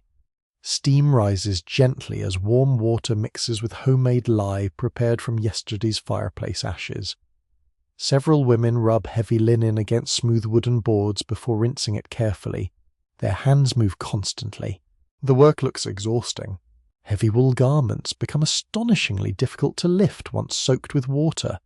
Every piece requires wringing, shaking, and hanging before the next item can be washed. The breeze helps. Sunlight helps. Time helps most of all. A curious detail catches your attention. One servant pauses briefly before hanging freshly washed linen. She smooths every crease with careful hands, believing wrinkles trap dampness longer than flat cloth. Whether completely true or not, the habit reflects generations of practical observation. Scholars still debate exactly how frequently medieval clothing received thorough washing. Fine garments certainly demanded careful treatment, while ordinary work clothes probably varied according to season, available water, and household resources. Surviving records suggest cleanliness mattered more than older stereotypes once implied. You continue toward the bakehouse. Fresh loaves cool upon long wooden racks. A baker gently taps the bottom of one loaf with his knuckles. The hollow sound makes him smile, satisfied. No words are needed. Nearby, another servant sharpens kitchen knives using a smooth whetstone. Sparks appear only occasionally. The scraping sound remains calm and deliberate. Every tool deserves attention. A dull knife wastes food. A cracked bucket wastes water. A broken cart wastes precious hours. Maintenance never truly ends. Beyond the walls, farmers begin arriving with carts carrying vegetables, eggs, and bundles of firewood promised several days earlier. Gatekeepers inspect each delivery before allowing entry. Stewards record quantities with quiet efficiency. The castle resembles a living marketplace. Everything flows inward. Nothing stays still. One unusual tradition survives among several long-serving household workers, before beginning especially demanding tasks. A few quietly touch the heavy wooden doorway leading into the kitchens. Whether this simple gesture seeks good fortune or merely honors years of familiar routine remains uncertain. Like many customs passed through generations, its original meaning may already have faded. The afternoon settles peacefully across the fortress. Servants continue polishing metal cups until they shine in the sunlight. Others repair torn blankets with tiny, patient stitches. Stable boys carry fresh straw. A brewer inspects fermenting ale. Garden workers trim herbs growing beside the inner wall. None of these people appear in famous chronicles. No king records their names. No knight composes songs celebrating their careful bookkeeping or perfectly baked bread. Yet without them, the castle would fall silent within days. No fires, no meals, no clean bedding, no healthy horses, no orderly household. You pause beside the courtyard well where your journey for water began several days ago. The same familiar faces continue their endless routines. The same buckets rise. The same doors open. The same fireplaces burn. Nothing feels repetitive anymore. Instead, each small task seems connected to every other, forming an invisible web holding the entire castle together. The lord may own the fortress. The soldiers may defend it, but it is the servants, rising before dawn and resting long after sunset, who quietly give the castle its heartbeat. By now, you have spent several days inside the castle. You know the servants by their routines. You recognize the smell of fresh bread before you reach the kitchens. You can almost predict when another bucket of water will appear from the well, or when the blacksmith's hammer will begin ringing across the courtyard. Yet one person has remained curiously distant. The Lord. Stories often imagine him charging into battle with a sword raised high, spending every waking hour hunting, feasting, or planning glorious victories. Reality is rather quieter. This morning, you are invited to follow him. The sun has barely climbed above the eastern tower when the Lord enters a private chamber beside the great hall. He wears well-made wool clothing beneath a richly lined cloak. His sword hangs at his side, but it seems almost like an accessory today. He is not preparing for battle. He is preparing for work. The room surprises you. Instead of glittering treasures piled high upon every surface, you find sturdy oak tables covered with rolled parchments, wax tablets, feather quills, ink pots, and neatly stacked bundles of sealed documents. Administration fills the room. The steward greets the lord with a respectful bow before quietly presenting several accounts from the previous week. How much grain remains? How many sheep were born? Which tenant still owes rent? How many barrels of ale survived the last feast? These questions occupy the morning, not sword fighting. The lord listens carefully while the steward reads from handwritten records. Occasionally he nods. Sometimes he asks another question. At one point, he requests that additional oats be purchased before winter arrives. A single decision, a significant consequence. Historians generally agree that medieval lords spent much of their lives managing estates rather than fighting wars. Successful landowners needed to supervise farming, justice, finances, construction, hunting rights, and relationships with neighboring nobles. Military skill mattered, but daily administration often mattered more. Outside, life continues quietly. Through the narrow window you hear wagons entering the gatehouse. Chickens scratch beneath the stable fence. Somewhere a carpenter shapes fresh timber using slow, measured strokes. The sounds drift gently into the chamber. The lord barely notices. His attention remains fixed upon another parchment. This one concerns repairs. Heavy spring rains have damaged part of the outer wall surrounding a small garden. The mason estimates several weeks of work before colder weather arrives. The steward recommends beginning immediately, while stone and mortar remain easier to handle. The lord agrees. Decision made. Another problem solved. You begin understanding that running a castle resembles managing a small town. Hundreds of people depend upon sensible choices made long before problems become emergencies. A knock interrupts the meeting. Two villagers step respectfully inside. Their faces reveal quiet concern. One carries his cap nervously between rough hands. The other keeps glancing toward the floor. Today the lord serves another important role. Judge. The villagers disagree about a boundary separating neighboring fields. Both believe the disputed strip of land belongs to their family. Voices remain calm, though emotions clearly run deep. The lord listens patiently. He asks several questions. Then he requests testimony from an elderly tenant who remembers earlier property markers before the most recent floods altered the landscape. Justice unfolds slowly, carefully, not dramatically. Historians still debate exactly how fair medieval local courts truly were. Written record suggests some lords earned reputations for thoughtful judgment, while others abused their authority. Conditions varied enormously according to personality, local customs, and political circumstances. Eventually, the disagreement reaches a peaceful conclusion. Neither villager appears completely delighted. Both accept the decision. Sometimes that is enough. The chamber grows quieter once they leave. The steward immediately introduces another matter. Taxes, not everyone's favourite subject. Even in 1300, several merchants recently passed through the estate using nearby roads and bridges. Fees collected from trade helped support repairs, wages, supplies, and defensive preparations. Without steady income, maintaining a large stone castle would become almost impossible. Nothing here is inexpensive. Firewood, iron, salt, glass, wine, good horses, skilled craftsmen, every necessity carries a cost. The lord studies another account listing stores of firewood prepared for winter. The figures seem acceptable. Still, he orders additional cutting before autumn arrives. You remember how difficult it was simply to warm a single chamber. Now imagine heating an entire castle. Preparation begins months ahead. Near midday, the lord finally leaves the chamber. You follow him into the courtyard where several knights wait beside their horses. They are not preparing for battle today. Instead, they plan to inspect fields, mills, fences, and nearby tenant farms. Ownership requires visibility. People expect their lord to appear occasionally beyond the castle walls.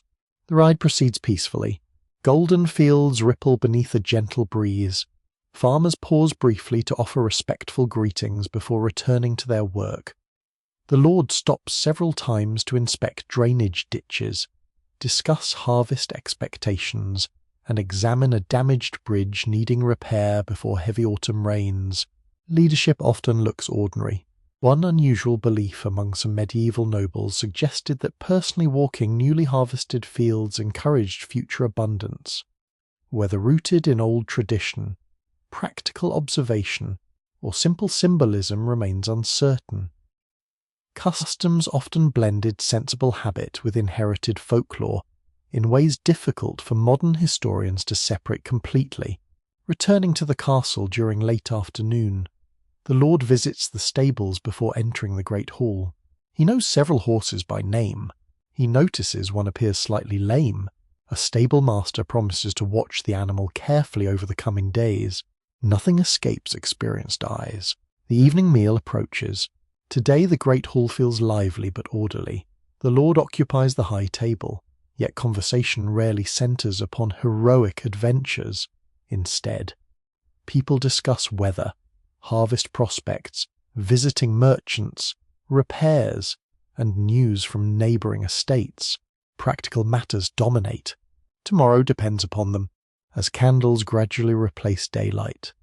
Musicians quietly begin playing simple melodies upon stringed instruments near the far end of the hall. Their music floats gently through the smoky air while servants refill cups and gather empty trenchers. The atmosphere grows warmer, not because the room itself has changed, because familiar routines create comfort. You realize that the lord's greatest responsibility is not commanding armies or hosting magnificent feasts. It is ensuring that every ordinary day continues without disaster. The wells remain full, the granaries remain stocked, the walls remain strong, the servants remain organized, the people remain fed, the castle remains alive. That quiet success rarely appears in legends, yet it shapes every peaceful evening you have enjoyed within these ancient stone walls. The morning begins with an unusual silence, not because the castle has become less busy. Quite the opposite. Everyone seems to know exactly where to be before the day fully unfolds.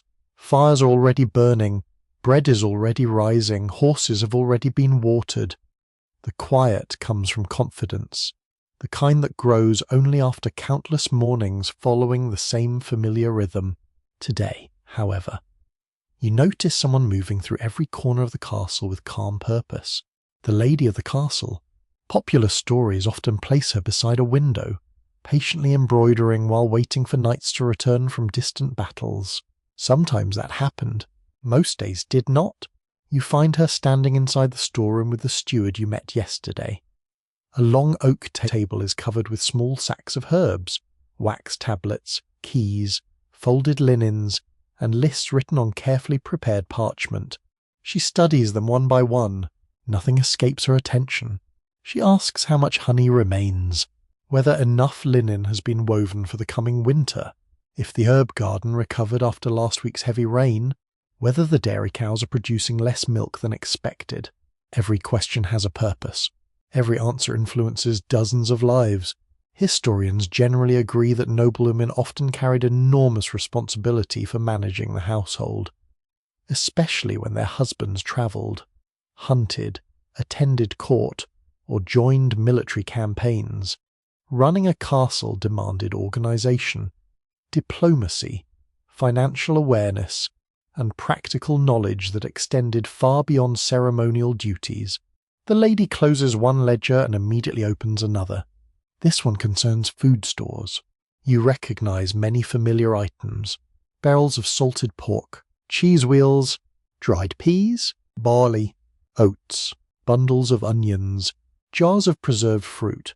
Nothing is counted casually. She understands that winter does not forgive poor planning. A shortage discovered in January cannot easily be corrected. Outside the storeroom window, the herb garden catches the morning sunlight. You follow her there. The air changes immediately. The smoky scent of indoor fireplaces gives way to rosemary, mint, sage, thyme, and lavender gently warming beneath the sun. Bees drift lazily between tiny flowers while gardeners loosen soil around carefully tended plants. The lady kneels beside one bed. She gently rubs a leaf between her fingers before lifting it to her nose. She smiles, satisfied. These herbs flavour meals, freshen rooms, and support simple medical treatments throughout the year. Some are dried for winter, others are used fresh within hours of harvesting. Nothing grows by accident. Nearby, several women sort bundles of freshly gathered plants onto long wooden tables beneath a covered walkway.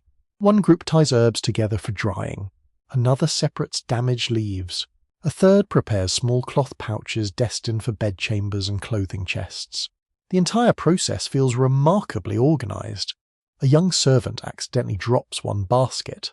Fresh mint scatters across the stones. She immediately apologises. The lady simply helps gather the leaves. No raised voice, no dramatic punishment, only quiet instruction reminding everyone to work carefully. Leadership often sounds gentle. You continue into a bright chamber overlooking the inner courtyard. Several women sit together spinning wool while another carefully embroiders a linen cloth stretched across a wooden frame. The room hums softly. Spinning wheels turn. Needles pass through fabric. Conversation remains warm but quiet. Sunlight fills the chamber because this work demands clear vision. Textiles occupy an enormous part of household life. Clothing wears out. Blankets require mending. Curtains fade. Sacks tear. Table linens stain. The lady oversees much of this work, ensuring supplies remain ready long before emergencies appear. Preparation becomes a form of security. One unusual belief from the Middle Ages claimed that certain embroidered patterns protected infants and households from misfortune. Historians still debate how deeply such symbols were believed, or whether many eventually became decorative traditions whose original meanings faded over time. The castle rarely separates beauty from usefulness. A beautifully stitched blanket also keeps someone warm. A carefully woven curtain blocks cold drafts. An embroidered pouch stores valuable herbs. Everything serves more than one purpose. You accompany the lady into another chamber where two elderly women examine a young servant's injured hand. The cut is small. Still, it receives immediate attention. One woman washes the wound with clean water before applying crushed herbs beneath a linen bandage. The lady watches carefully, asking whether the servant feels dizzy or feverish. She remembers names. She notices absences. She understands that healthy workers keep the castle functioning. Scholars continue discussing exactly how much medical knowledge noble women possessed. Household manuals from later centuries suggest many manage collections of herbal remedies and practical treatments, while archaeological evidence points toward extensive use of medicinal plants. Individual experience undoubtedly varied. Yet practical caregiving formed an important part of many noble households. The smell of beeswax fills the next room.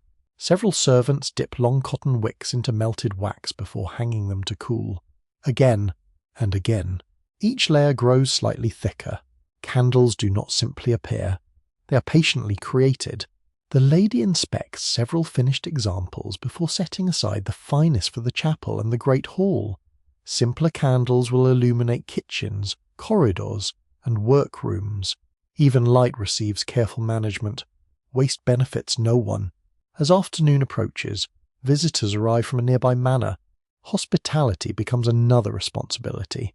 Guest chambers are inspected. Fresh rushes replace older coverings. Clean linens appear. Extra bread is ordered from the kitchens. Small details quietly shape first impressions. The lady notices them all. You pause beside a window overlooking the courtyard. Below, servants move with steady confidence. Stable boys carry hay. Kitchen workers haul firewood. Laundry flutters gently from wooden lines. The entire castle resembles a carefully conducted orchestra. Its conductor rarely carries a sword. Late in the day, the lady visits the chapel for a few peaceful moments. No grand ceremony unfolds, only quiet reflection. Sunlight filters through narrow-coloured glass, scattering gentle patches of blue and red across the stone floor. The faint scent of incense lingers in the still air, while distant footsteps echo somewhere beyond the doorway. The pause feels earned. Soon enough she returns to work. Evening approaches, bringing another meal, another round of planning, another careful review of tomorrow's needs. The castle does not run because each day is exciting. It survives because ordinary days receive extraordinary attention. As candles begin glowing throughout the corridors once again, you realize something important. Yesterday you watched the Lord keeping the estate secure. Today you watch the lady keeping everyday life possible. Neither role overshadows the other. Together they create the quiet stability, allowing hundreds of people to sleep safely behind these ancient stone walls. Ready to begin another familiar morning when dawn gently returns. As dawn gently brightens the eastern sky, you notice that something awakens before the kitchens fill with smoke and before the stable doors swing open. A bell begins to ring. Its deep, measured voice rolls across the valley, drifts over the village roofs, brushes against the castle towers, and finally settles softly inside the stone corridors around you. The entire fortress seems to listen. For many people living here, the bell is more than a signal marking another hour. It is part of the rhythm of life itself. You pause beside a narrow window as another slow note echoes across the morning air.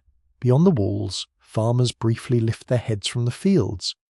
A shepherd turns toward the distant church. Even several servants crossing the courtyard slow their pace for a moment before quietly continuing their work. Faith accompanies ordinary life. It rarely interrupts it. You follow the sound through a passage lit only by the gentle glow of beeswax candles. The familiar smell of smoke fades, replaced by something sweeter, incense.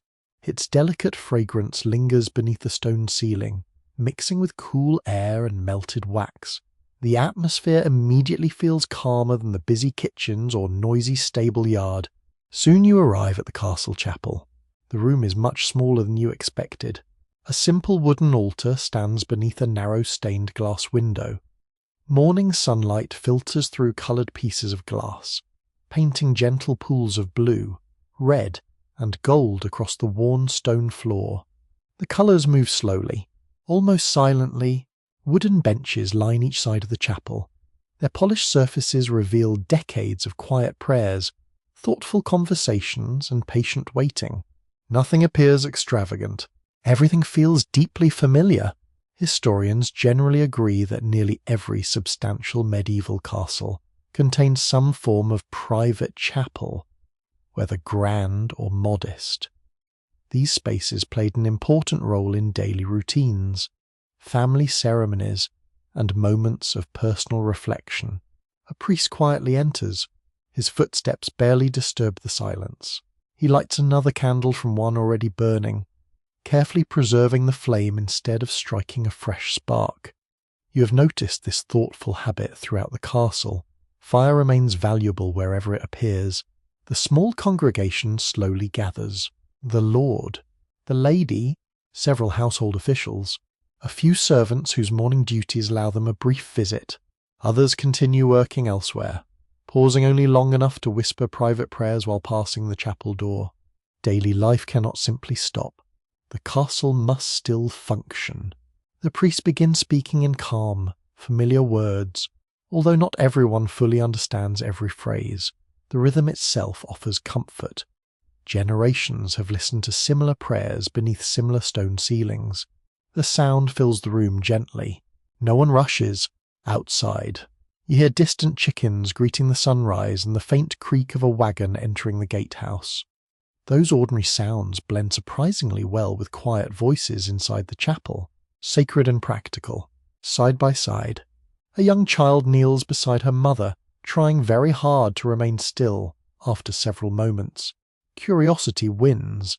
She glances upward at the coloured window instead, watching tiny patches of light slide slowly across the floor. You smile. Some experiences never change.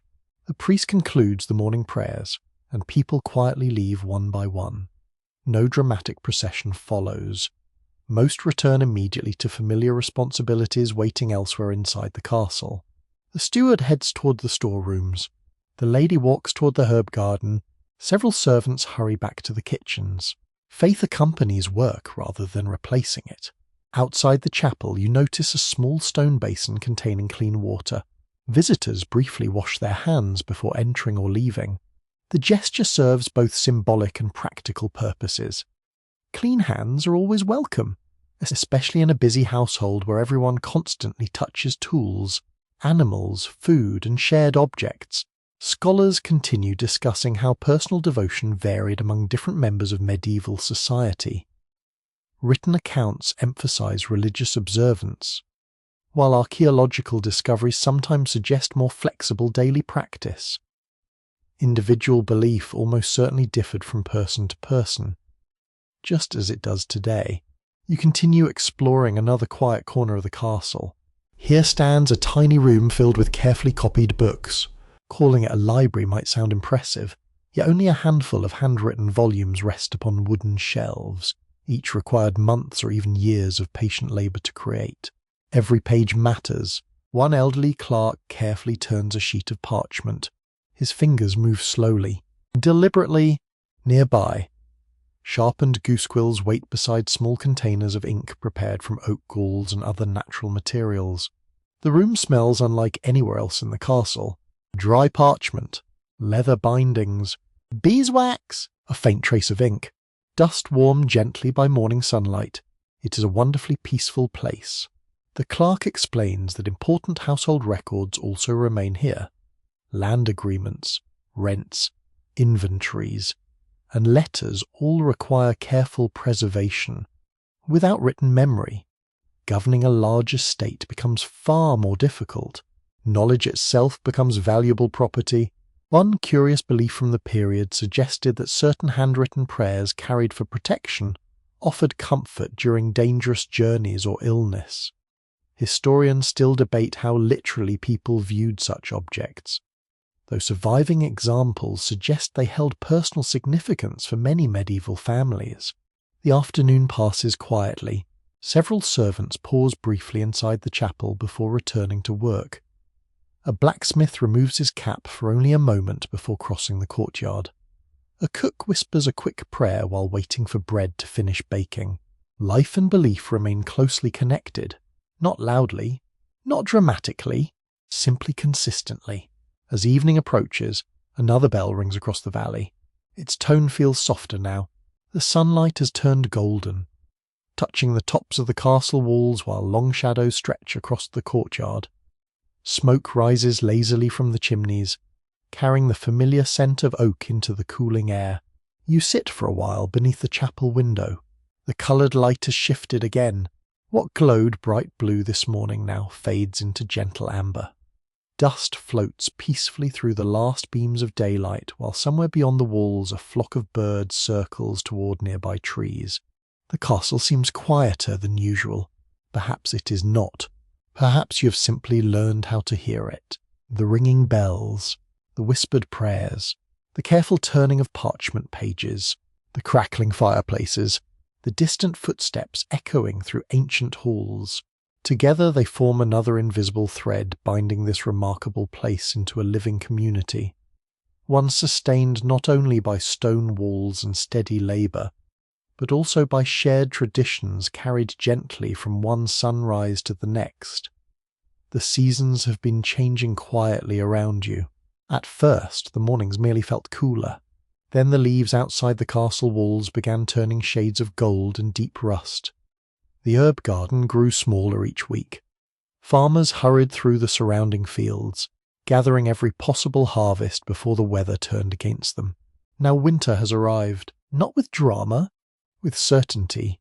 You wake before sunrise beneath your heavy wool blankets and immediately notice the difference. The air inside your chamber feels sharper than yesterday when you exhale. A faint cloud drifts briefly before your face. The fire has nearly gone out. Only a handful of glowing embers remain beneath a blanket of pale ash. A servant quietly enters carrying fresh oak logs. She kneels beside the hearth without speaking, gently stirs the embers, and adds carefully chosen pieces of dry wood. Within minutes, tiny orange flames begin climbing through the stack. Warmth returns slowly, very slowly. Stone has a long memory. The walls spent the entire night absorbing cold from the winter air outside. Even after the fire grows strong again, they continue releasing that chill back into the room. You wrap another wool cloak around your shoulders. Almost everyone does. Winter changes clothing as much as it changes the landscape. Thick cloaks appear everywhere. Fur-lined hoods cover heads and ears. Wool stockings disappear beneath long garments. Leather boots receive fresh layers of grease to help repel moisture. Every layer matters. You step toward the narrow window. Outside, the courtyard is transformed.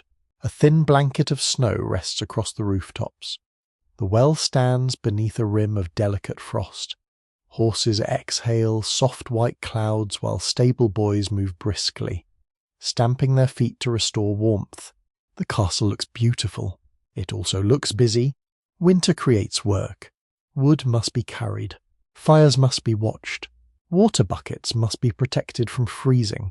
Animals require extra bedding. No one enjoys a leisurely morning. The smell of oak smoke fills the crisp air. It drifts lazily above the towers before disappearing into the pale grey sky. Every chimney contributes another thin ribbon, until the castle seems wrapped inside its own gentle cloud. The scent feels comforting. It means the fires are alive. You make your way toward the kitchens. Today they are warmer than ever. Several fireplaces burn continuously, filling the room with welcome heat. Large pots of pottage simmer patiently, while fresh bread bakes inside the great oven. Servants linger near the hearth whenever their duties allow, stretching cold fingers toward the flames before returning to work. The kitchen becomes winter's refuge. Historians generally agree that medieval castles concentrated much of their daily activity around heated spaces during the coldest months. Although fireplaces could not warm entire buildings, they created islands of comfort where people naturally gathered. You hold your hands near the fire. The warmth reaches your fingertips first, then your palms, then your face. Your back remains chilly. It is a familiar compromise. Nearby, a cook slices thick pieces of smoked bacon into a bubbling pot filled with barley and dried peas. Winter meals become heavier and more filling than those of summer. Stored foods now dominate every table. Fresh vegetables grow scarce. Salted meat, dried beans, cheese, root vegetables, barley, oats. These become the reliable companions of the season. You notice several apples hanging from wooden racks near the ceiling. They have survived because someone carefully stored them during autumn. Every successful harvest echoes throughout the winter months. Preparation tastes delicious. Outside once more. Servants hurry between buildings carrying bundles of split firewood balanced against their shoulders. The piles stacked beneath covered shelters have grown noticeably smaller. Every fire consumes tomorrow's fuel. The steward watches carefully. He knows exactly how much wood remains. Running short before spring would be disastrous. One curious custom catches your attention. A stable hand places a handful of evergreen branches above the stable doorway. He explains that his grandfather always believed green leaves reminded both people and animals that warmer seasons would eventually return. Whether anyone truly expects magical protection is impossible to know. The gesture feels hopeful regardless. Scholars still debate how severe winters varied during the early 14th century across different regions of Europe. Tree ring studies, written chronicles, and archaeological evidence suggest considerable local variation. Some years brought relatively mild conditions, while others tested even the best prepared households. You continue climbing toward the battlements. The stone steps feel slightly slippery beneath your boots. A cold wind greets you immediately. It whistles through narrow arrow slits and curls around the towers before racing across the open countryside. Snow-covered fields stretch toward distant forests where bare branches sway gently beneath the pale afternoon sky. The view is magnificent. The temperature is not. The guards continue their watch. Heavy cloaks flap behind them while thick gloves protect their hands from freezing spear shafts. Every hour another pair replaces them because standing motionless in winter quickly becomes exhausting. Duty never disappears, not even in snow. Returning indoors feels wonderfully satisfying. The corridor seems almost warm despite remaining rather cool by modern standards. Your expectations have changed after only a few moments outside. Perspective changes comfort. You pass through the great hall where several dogs sleep close together before the enormous fireplace. Even the castle cats have abandoned their usual hunting routes for sunny windowsills and warm hearthstones. Animals understand winter perfectly. As evening approaches, candles begin glowing earlier than they did during summer. Darkness arrives quickly now, long before supper ends. The windows reflect only dancing firelight instead of the countryside beyond. The hall fills with gentle conversation. People naturally sit closer together. Shared warmth becomes another valuable resource.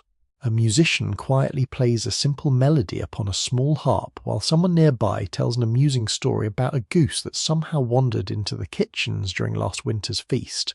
Laughter rises. Briefly, warmly, the cold outside feels very far away.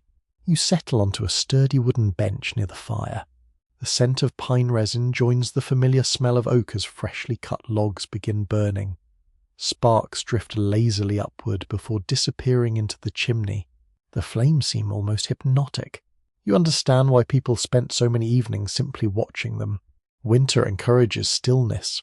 It slows footsteps, lengthens conversations, invites quiet reflection.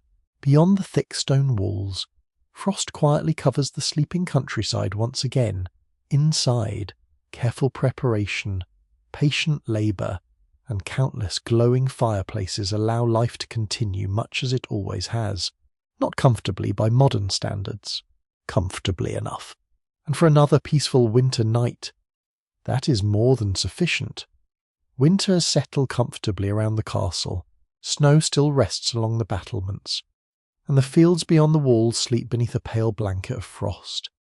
The evenings arrive earlier now, wrapping the fortress in darkness long before anyone feels ready for bed. Without electricity, night changes everything. Work slows naturally. The kitchens finish their busiest tasks before daylight disappears. Stable doors are secured against the cold. The gatehouse closes for the evening, one by one. Candles begin glowing in windows that only hours earlier welcomed the winter sun. Yet the castle does not become silent.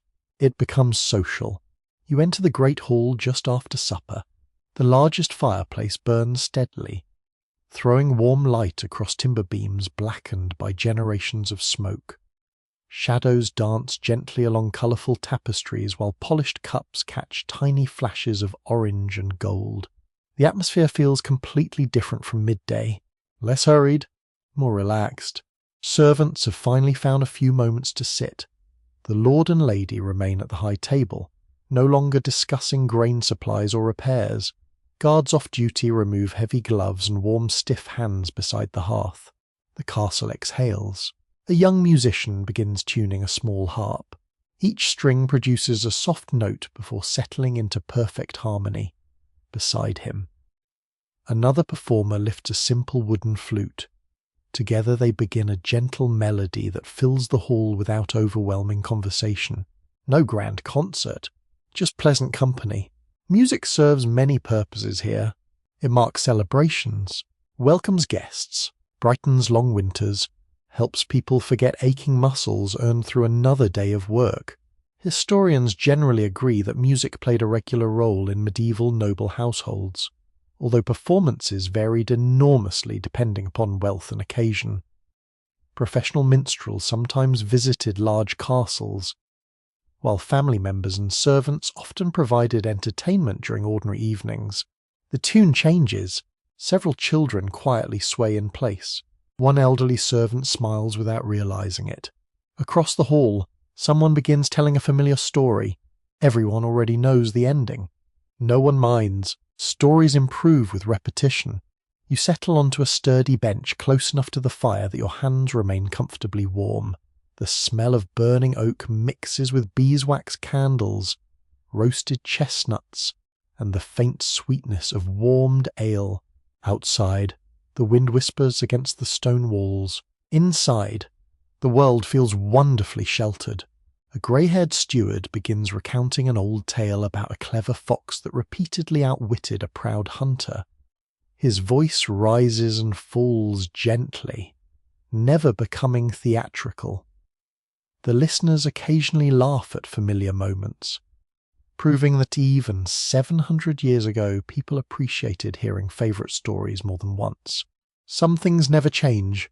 Nearby, two young pages spread a simple board game across a small table. Its carved wooden pieces slide quietly over polished squares, while older servants offer entirely unnecessary advice from nearby benches. One player pauses, thinks carefully, moves one piece. Instant regret. Soft laughter follows. Games require no electricity, only patience. Scholars still debate exactly which board games appeared most commonly inside English castles around 1300. Archaeological discoveries reveal gaming pieces made from bone, antler, wood, and stone, suggesting that strategic games remained popular among both nobles and household officials. Not everyone chooses games. Several women continue spinning wool beside the fire. Their hands move almost automatically. Conversation flows far more easily when familiar work occupies the fingers. One discusses the coming spring planting. Another wonders whether the nearby river will freeze completely this winter. Someone else remembers a snowfall from many years earlier that reached halfway up the castle gate. Memory becomes entertainment too. A curious tradition catches your attention. One servant quietly tosses a small pinch of dried rosemary into the fire. A fragrant cloud rises instantly, filling the hall with a fresh herbal scent. He smiles. His grandmother always insisted rosemary brought cheerful conversation during the darkest evenings of winter. Whether anyone truly believes the herb changes people's moods remains uncertain. The pleasant fragrance certainly does no harm. The great hall gradually grows warmer. Not because the fire burns larger, but because more people gather around it. Children curl beside sleepy dogs stretched comfortably across the rush-covered floor. Cats claim the warmest stones nearest the hearth, occasionally opening one eye before returning to their peaceful naps. Even the animals enjoy the evening. A travelling merchant, delayed by snowy roads, has been invited to spend the night inside the castle. In return for hospitality, he shares news gathered from distant towns. Harvests were plentiful farther south. A bridge collapsed after heavy autumn rains. Merchants have begun bringing unusually fine wool from overseas. No one interrupts. News travels slowly in 1300.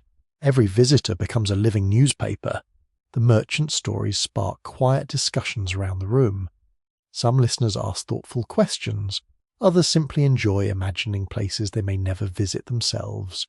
The world suddenly feels larger, beyond the castle walls, beyond the valley, beyond the familiar fields.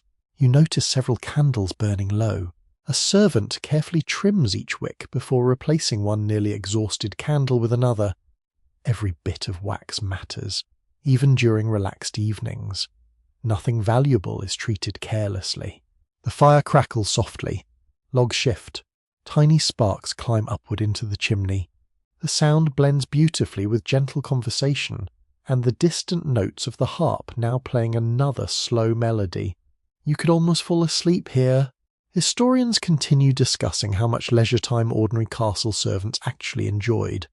Household records suggest busy seasons demanded relentless labour, while winter evenings occasionally offered precious opportunities for storytelling, games, music, and simple companionship. The balance likely depended upon the household's size, wealth, and daily demands. As the hour grows later, conversations naturally become quieter. Several guests excuse themselves. Children disappear upstairs with sleepy eyes. The dogs stretch before following familiar footsteps toward quieter corners of the castle. The fire remains, faithful, steady, watching over everyone. You linger a few moments longer beside the hearth, listening to the gentle whisper of flames consuming another carefully split log. Outside, snowflakes begin drifting silently across the moonlit courtyard. They settle upon rooftops, gate towers, and silent fields beyond the walls without anyone noticing. Inside, warmth, friendship, music, and familiar stories transform a cold winter evening into something surprisingly comforting. Not luxurious, not extravagant, simply human. And perhaps that quiet companionship proves to be one of the greatest comforts a medieval castle can ever offer after the sun slips gently beyond the horizon. The warmth of the great hall lingers pleasantly in your memory as another morning begins. Outside, winter still blankets the countryside, frost clings to the battlements, and the first pale light spreads slowly across the valley. The castle appears peaceful, almost sleepy beneath the quiet sky. Peace, however, is something no castle ever takes for granted. Every stone surrounding you exists for a reason. The thick walls, the narrow windows, the towering gatehouse, the deep ditch surrounding much of the fortress. Each feature reminds you that this comfortable home could become a place of defense with very little warning. Today, you explore that hidden side of castle life. You begin atop the curtain wall. The climb leaves your legs pleasantly tired. Spiral staircases twist upward through cool stone towers until suddenly you emerge into fresh winter air. A sharp breeze greets your face, carrying the scent of snow, damp earth, and distant pine forests. The view stretches for miles. Fields lie quiet beneath frost. Smoke rises gently from village cottages. A winding road disappears into distant hills. Nothing appears threatening. That is exactly how everyone hopes it remains. 2 guards quietly patrol the wall walk. Their footsteps echo softly against frozen stone. Thick wool cloaks protect them from the cold, while leather gloves wrap tightly around chilled fingers. Spears rest comfortably against their shoulders. Carried more from habit than immediate necessity, their watch never truly ends. Day follows night, night follows day. Someone is always looking beyond the walls. Historians generally agree that castles served primarily as fortified residences rather than isolated military bases, even during peaceful years. Maintaining regular watches remained essential because danger could arrive with little warning through raids, disputes, or unexpected political conflicts. One guard pauses. He points toward a cluster of riders approaching along the distant road. Your attention sharpens immediately. Visitors, merchants, messengers, something else. The castle responds calmly. No shouting follows. Instead, the watchman quietly signals the gatehouse using a simple hand gesture practiced countless times before. Another guard disappears down the tower stairs to inform the steward. Routine replaces panic. That alone tells you much about medieval preparation. Inside the gatehouse, heavy oak doors stand open as usual, allowing carts and travellers to enter after inspection. Above them hangs the massive iron portcullis you admired on your first morning here. Seeing it from this angle changes everything. The thick wooden beams supporting its weight appear enormous. Iron chains disappear upward into hidden mechanisms controlled from protected chambers above. One careful command. The entrance changes completely. Several workers inspect the machinery, while another servant applies fresh grease to moving parts. Maintenance continues even during peaceful seasons because neglected equipment rarely functions well when urgently needed. Nothing important is ignored. You notice stacks of rounded stones piled neatly along portions of the wall. They are not decorative. If attackers ever approached, defenders could quickly roll or throw them downward where necessary. Nearby rest bundles of spare arrows protected carefully beneath wooden shelters to keep them dry. Preparation waits quietly. The approaching riders finally reach the outer gate. Horn sounds once. Low, steady. Not an alarm, simply a signal announcing visitors. The drawbridge remains lowered while gatekeepers step forward to greet the newcomers. They exchange polite words before examining seals attached to several rolled letters carried by one of the riders. Messengers. Nothing more. The atmosphere relaxes immediately. You realize how many ordinary arrivals must have looked exactly like potential threats from a distance. The castle cannot afford careless assumptions. Beyond the walls, you follow a patrol walking the perimeter path. Snow crunches softly beneath your boots. Bare trees sway gently in the cold breeze while crows circle lazily overhead. Their calls echo in across the frozen fields. The guards study everything. Fresh wagon tracks, broken fence posts, smoke rising from distant cottages, a herd of deer moving quietly along the forest edge. Most observations lead nowhere. That is precisely the goal. Scholars still debate how frequently many English castles around 1300 actually faced major military action, while some experienced dramatic sieges. Many spent long periods serving mainly as administrative centres, noble residences, and local symbols of authority rather than constant battlefields. Back inside, another aspect of castle defence becomes apparent. Food. Large storerooms remain carefully stocked. Barrels of grain, salted meat, dried beans, firewood. A fortress surrounded by enemies survives only as long as its supplies last. Every loaf baked yesterday becomes part of tomorrow's security. Preparation begins months before danger. You descend into one of the towers where racks of bows, spears, shields, and helmets line the walls. Everything appears orderly. Nothing gathers dust. Weapons receive regular inspection even when rarely used. Leather straps are replaced before breaking. Wooden shafts are checked for cracks. Bowstrings remain dry and carefully protected. Good equipment rewards patience. A veteran guard picks up one helmet. He runs his fingers along the polished rim before setting it back exactly where it belongs. The gesture feels almost respectful. Nearby, younger men practice with wooden training swords inside the courtyard. No furious shouting. No dramatic duels. Only repeated movements. Step. Turn. Block. Repeat. Skill grows quietly. One unusual belief survives among several older soldiers. Before beginning extended watches, they briefly touch the cold stone of the gatehouse archway for good fortune. Whether this custom began as simple habit or carried deeper symbolic meaning remains uncertain. Like many traditions inside the castle, its original story may have disappeared generations earlier. The afternoon passes peacefully. Snow begins falling once more. Tiny flakes drift across the battlements, settling upon helmets, cloaks, and the broad backs of patient horses standing inside the stable yard. No one complains. Winter simply continues as daylight fades. Torches are lit along important passageways near the gatehouse. Their warm glow reflects softly from damp stone while fresh guards quietly replace those ending their watches. The exchange happens without ceremony. Everyone understands the routine. The great oak doors close. Heavy beams slide firmly into place. The drawbridge rises slowly with a deep wooden groan that echoes through the evening air. The castle changes once again, not from home into fortress. It has always been both. You stand atop the wall one last time before returning indoors.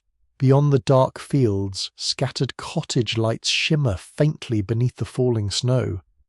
Inside the walls, fireplaces glow warmly. Musicians prepare another quiet evening, and the familiar scent of baking bread drifts gently through the corridors. The defences remain ready.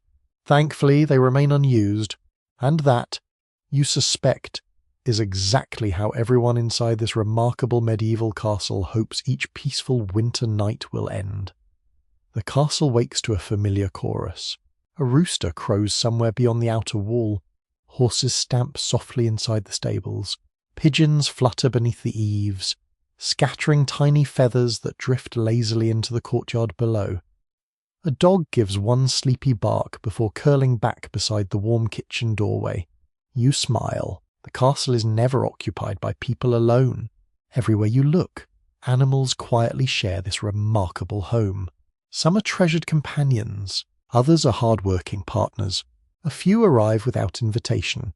All of them shape daily life. You begin your morning in the stable yard, where the smell of fresh hay fills the cold air. Frost still clings to the wooden fence rails, sparkling whenever the early sunlight slips over the eastern tower. A groom is already brushing a large bay horse. The animal stands patiently. Its breath forms slow white clouds that disappear almost as quickly as they appear. The rhythmic sound of the stiff brush moving across its coat becomes almost hypnotic. Long strokes, steady hands, gentle patience. Horses are among the castle's greatest treasures. They carry messengers across long distances, transport supplies from nearby villages, pull wagons filled with firewood, and, when necessary, bear armoured riders into dangerous situations. Caring for them requires constant attention. Historians generally agree that maintaining healthy horses represented one of the largest ongoing expenses for many noble households. Feed, shelter, farriers, saddles, harnesses, and skilled grooms all demanded considerable resources throughout the year. You step farther inside the stable. Warmth greets you immediately. Not fireplace warmth, living warmth. The combined body heat of several horses makes the building noticeably more comfortable than the frosty courtyard outside. The air carries familiar scents of leather, oats, straw, and clean animals. It feels surprisingly welcoming. A young stable boy carefully checks each water trough before scattering fresh hay into sturdy wooden racks. Every horse receives individual attention because each plays a different role within the household. One elderly mare no longer travels far. She now helps train younger horses. Experience still has value. Outside, a pair of hunting dogs race happily across the courtyard. Their paws send tiny sprays of snow into the air before they skid playfully around a water barrel. One pauses long enough to greet a passing servant, accepting a quick scratch behind the ears before continuing the chase. Dogs work hard here. Some guard the gatehouse, others accompany hunting parties. Several simply provide companionship after long winter evenings. A large shaggy dog settles beside the kitchen entrance, perfectly positioned to receive the occasional dropped scrap of food. You suspect this location was chosen with considerable wisdom. Nearby, the castle cats begin another busy morning. One slips silently along the edge of the granary wall. Another disappears beneath stacked barrels. A third stretches comfortably beside yesterday's dying embers before deciding that mice can wait a little longer. Cats rarely receive formal praise. They earn it anyway. Without their quiet hunting, grain stores would attract countless unwelcome visitors. The castle depends upon them far more than many people probably realize. Scholars still debate exactly how medieval people viewed cats in different regions and periods, while some popular legends exaggerate widespread suspicion toward them. Archaeological evidence and household records frequently suggest they were valued, practical companions, especially where protecting food supplies mattered. You wander toward the dovecote standing near one corner of the inner wall. At first glance, it resembles a small tower. Then you hear it. Hundreds of soft coos. Inside, pigeons occupy neatly arranged nesting spaces built into the stone walls. They provide meat, eggs, and valuable fertilizer for nearby gardens. Nothing inside the castle exists without purpose. Even birds contribute. A keeper quietly checks several nests before scattering fresh grain across the floor. Instantly, the gentle murmur of wings fills the air. Feathers drift downward. Sunlight catches them beautifully. The scene feels unexpectedly peaceful. One unusual medieval belief suggested that swallows nesting beneath roof eaves brought good fortune to a household. Whether people truly believed the birds possessed special powers or simply appreciated their return, each spring remains uncertain. The arrival of migrating birds certainly marked the welcome end of winter.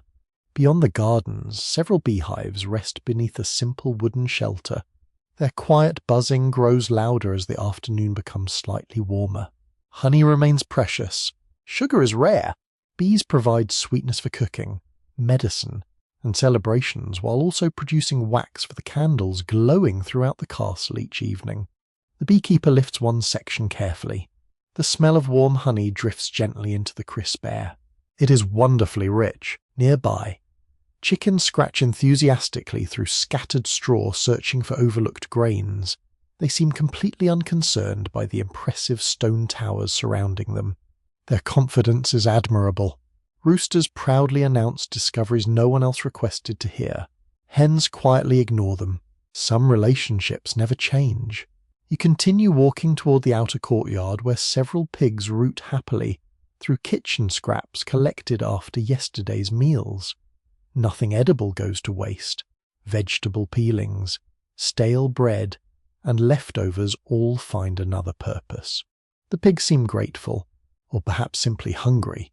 A pair of goats browse along the sunny edge of the wall, nibbling stubborn plants growing between loose stones. Their sure-footed climbing abilities make them surprisingly effective gardeners. Practicality appears everywhere, even in unexpected forms. Late in the afternoon, snow begins falling again. The horses return to their stalls. Dogs seek familiar places near warm hearths. Cats quietly disappear indoors. Pigeons settle into their nesting spaces. The castle itself seems to gather every living creature safely within its protective walls. You notice how differently each animal experiences winter. The horses rely upon thick coats and deep straw. The dogs curl beside fireplaces. The cats claim sunny windows during daylight and warm kitchens after dark. People adapt. Animals adapt. Everyone adjusts together as evening settles over the fortress.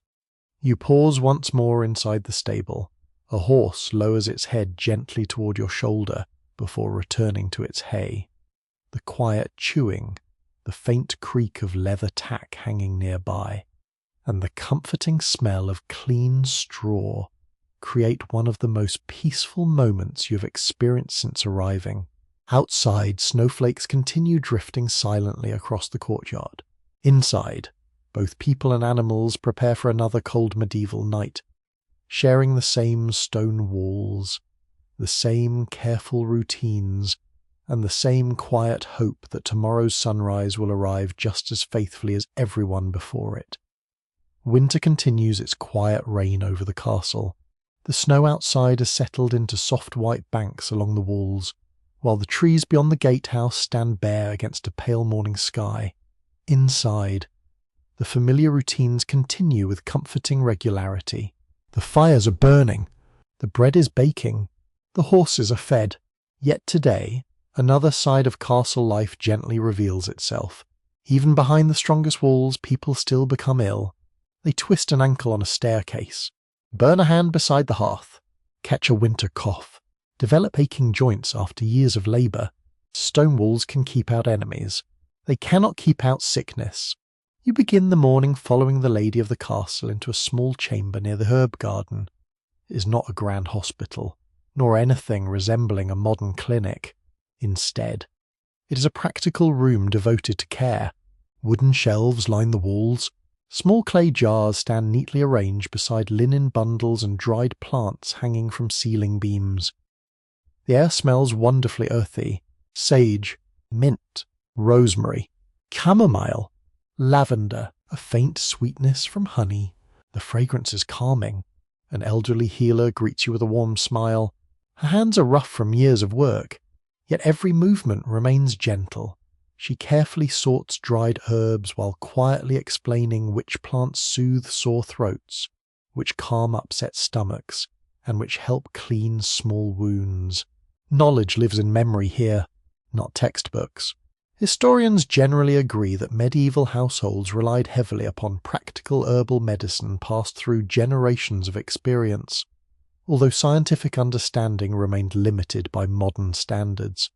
Many remedies used common plants that genuinely possessed soothing or antiseptic properties. The healer prepares a warm infusion. Steam rises gently from the cup.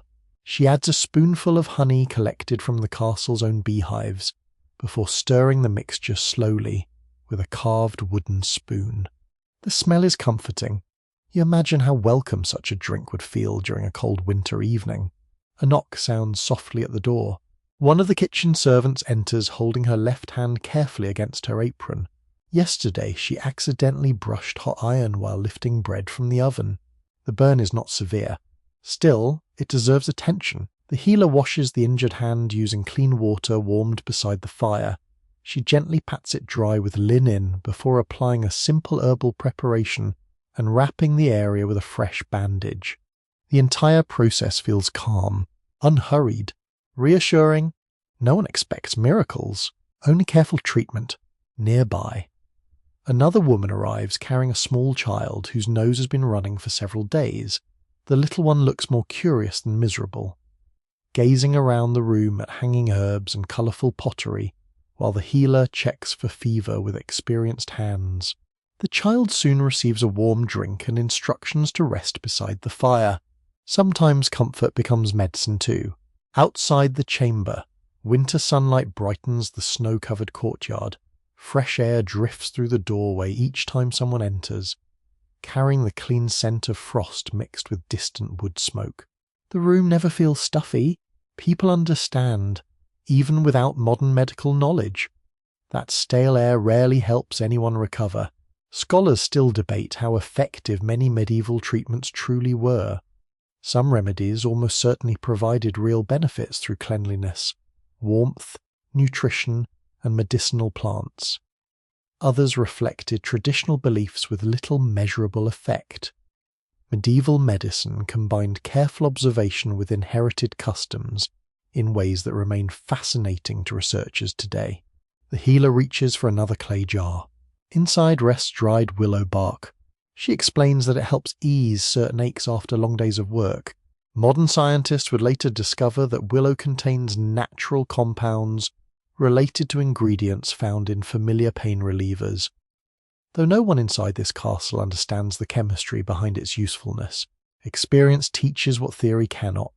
You leave the herb room and continue toward the kitchens. There, another form of healthcare quietly unfolds: nutrition. The cook carefully stirs a thick vegetable broth while adding onions, leeks, and bits of smoked meat. During winter, warm, nourishing food becomes one of the castle's greatest defences against illness. Good meals strengthen everyone. The steward knows this. The lady knows this. Even the servants understand. No one willingly wastes food. Nearby, a young page coughs several times while carrying firewood. The head cook notices immediately. Instead of scolding him for slowing down, she sends another servant to finish the task while the boy warms himself beside the hearth with a mug of hot broth. Compassion has practical value. A sick worker helps no one. You notice bundles of dried lavender hanging above several beds when you later visit the sleeping chambers. Their pleasant fragrance freshens the room, but many people also believe the herbs encourage restful sleep and healthier air.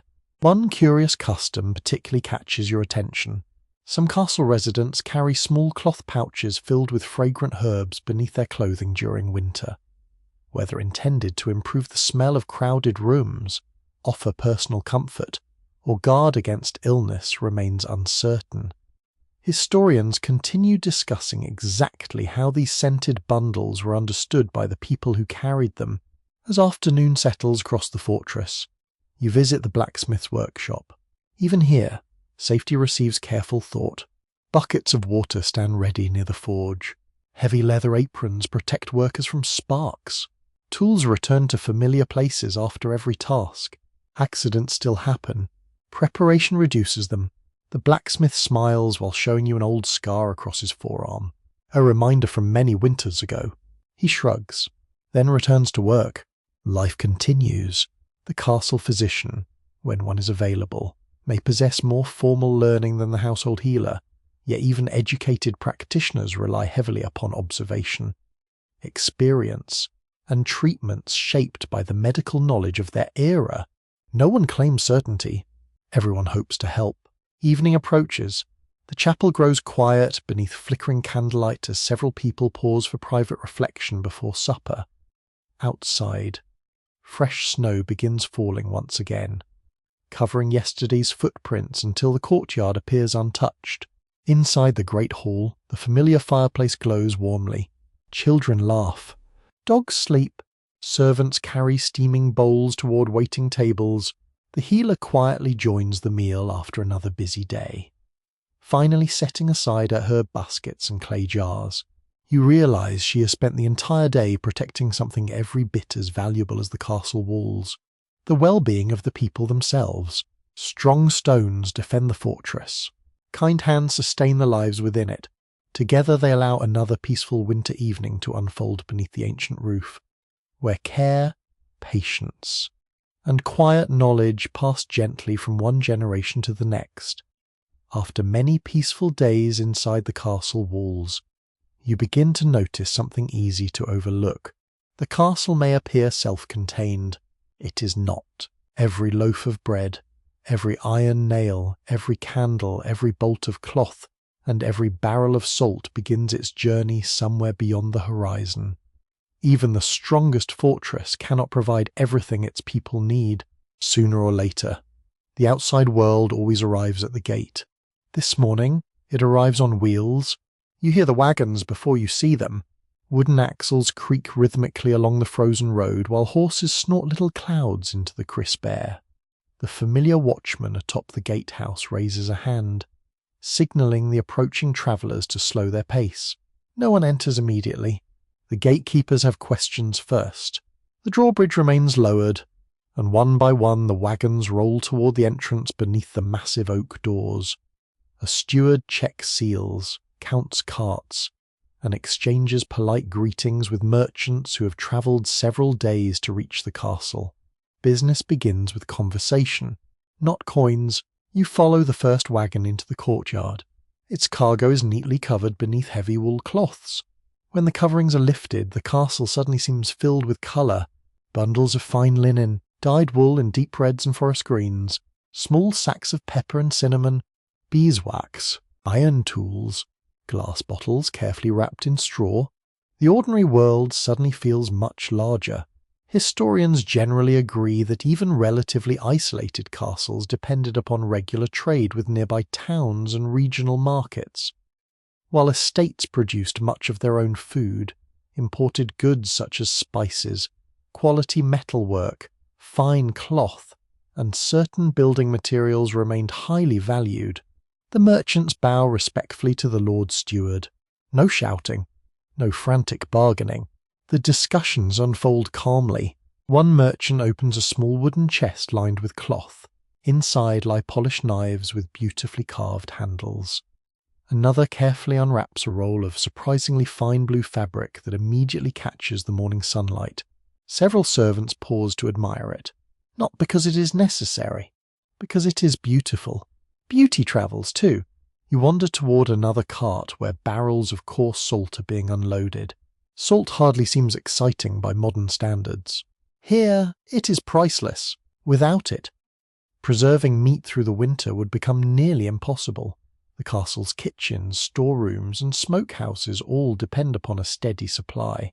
Every grain matters. Nearby, a blacksmith eagerly examines new bars of workable iron delivered from a distant forge. He taps each piece lightly with a small hammer before nodding with quiet satisfaction. Good iron saves time. Poor iron wastes it. Simple choices matter. The courtyard grows busier as local villagers begin arriving with smaller deliveries.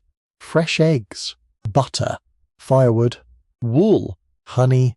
Several women carry woven baskets overflowing with onions and late winter turnips carefully stored since autumn. Nothing looks extravagant, everything looks useful. You notice that payment does not always involve coins. Sometimes grain changes hands, sometimes cloth, sometimes labour promised during the coming harvest. The medieval economy proves more flexible than many people imagine. Scholars still debate how frequently barter replaced coinage in everyday transactions across different parts of medieval England. Written records suggest both systems often existed side by side.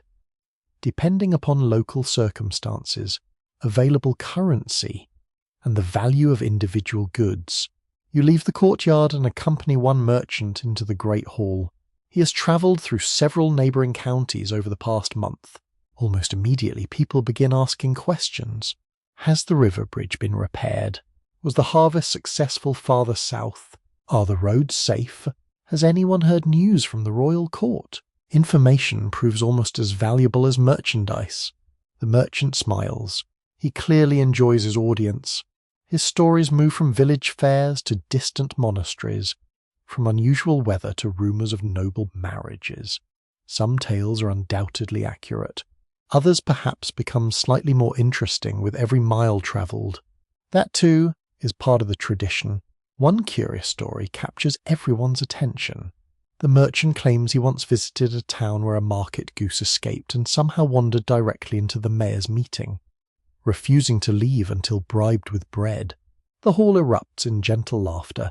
Whether the tale happened exactly as described remains wonderfully uncertain. Outside again, craftsmen gather round another wagon carrying timber. The carpenter carefully inspects every beam before choosing the straightest pieces for future repairs inside the keep. Nothing suitable is wasted. Even shorter boards find another purpose. Firewood, furniture, tool handles, storage shelves. The castle sees possibilities everywhere. You continue walking toward the temporary market forming just beyond the outer gate. Several colourful awnings flap gently in the winter breeze. Farmers display apples stored since autumn beside wheels of cheese and bundles of dried herbs. A potter arranges sturdy cooking vessels while a leatherworker proudly presents belts, gloves, and riding equipment. The smells mingle together. Fresh bread, cold earth, leather, smoke, honey, warm spiced ale. The atmosphere feels wonderfully alive. Children dart between the stalls, stopping occasionally to admire brightly painted wooden toys carved by a travelling craftsman. Parents gently guide them onward, though not before promising that perhaps next time there will be enough spare coins. Some conversations never grow old. Historians generally agree that market days served important social purposes alongside commerce. People exchanged news, renewed friendships, discussed marriages, arranged future work, and shared stories while buying and selling everyday necessities. As afternoon slowly fades, the merchants begin packing their remaining goods. Unsold cloth is rolled carefully. Empty barrels return to the wagons. Horses receive fresh water before the long journey home. The courtyard gradually returns to its familiar rhythm. Only the newly delivered supplies reveal that visitors were ever here. One final cart rolls beneath the gatehouse. The watchmen raise a hand in farewell. The heavy doors remain open just a little longer before evening preparations begin once again. You pause atop the walls, looking beyond the snowy fields stretching toward the distant road. The castle no longer feels isolated. Invisible threads connect it to villages, forests, rivers, workshops, farms, and bustling towns scattered far beyond your sight. Without those connections, the fortress could never thrive. The walls provide safety. The wider world provides life. Together they create the remarkable balance that has quietly sustained this medieval castle through another peaceful season, reminding you that even the strongest stone fortress ultimately depends upon the people, places, and journeys waiting beyond its gates. The castle has carried you through cold mornings, smoky kitchens, quiet chapels, lively evenings, and snowy battlements. Now you begin to notice something even larger. Time itself lives differently here, not by calendars hanging on walls, not by clocks striking every hour. Instead, the passing year quietly shapes every decision, every meal, every chore, and every hope inside these stone walls. The seasons rule the castle. Everyone obeys. You step into the courtyard on a gentle spring morning. The snow has disappeared. Tiny green shoots push bravely through the earth beside the walls. Birds chatter excitedly from the rooftops, sounding far louder than they did during winter.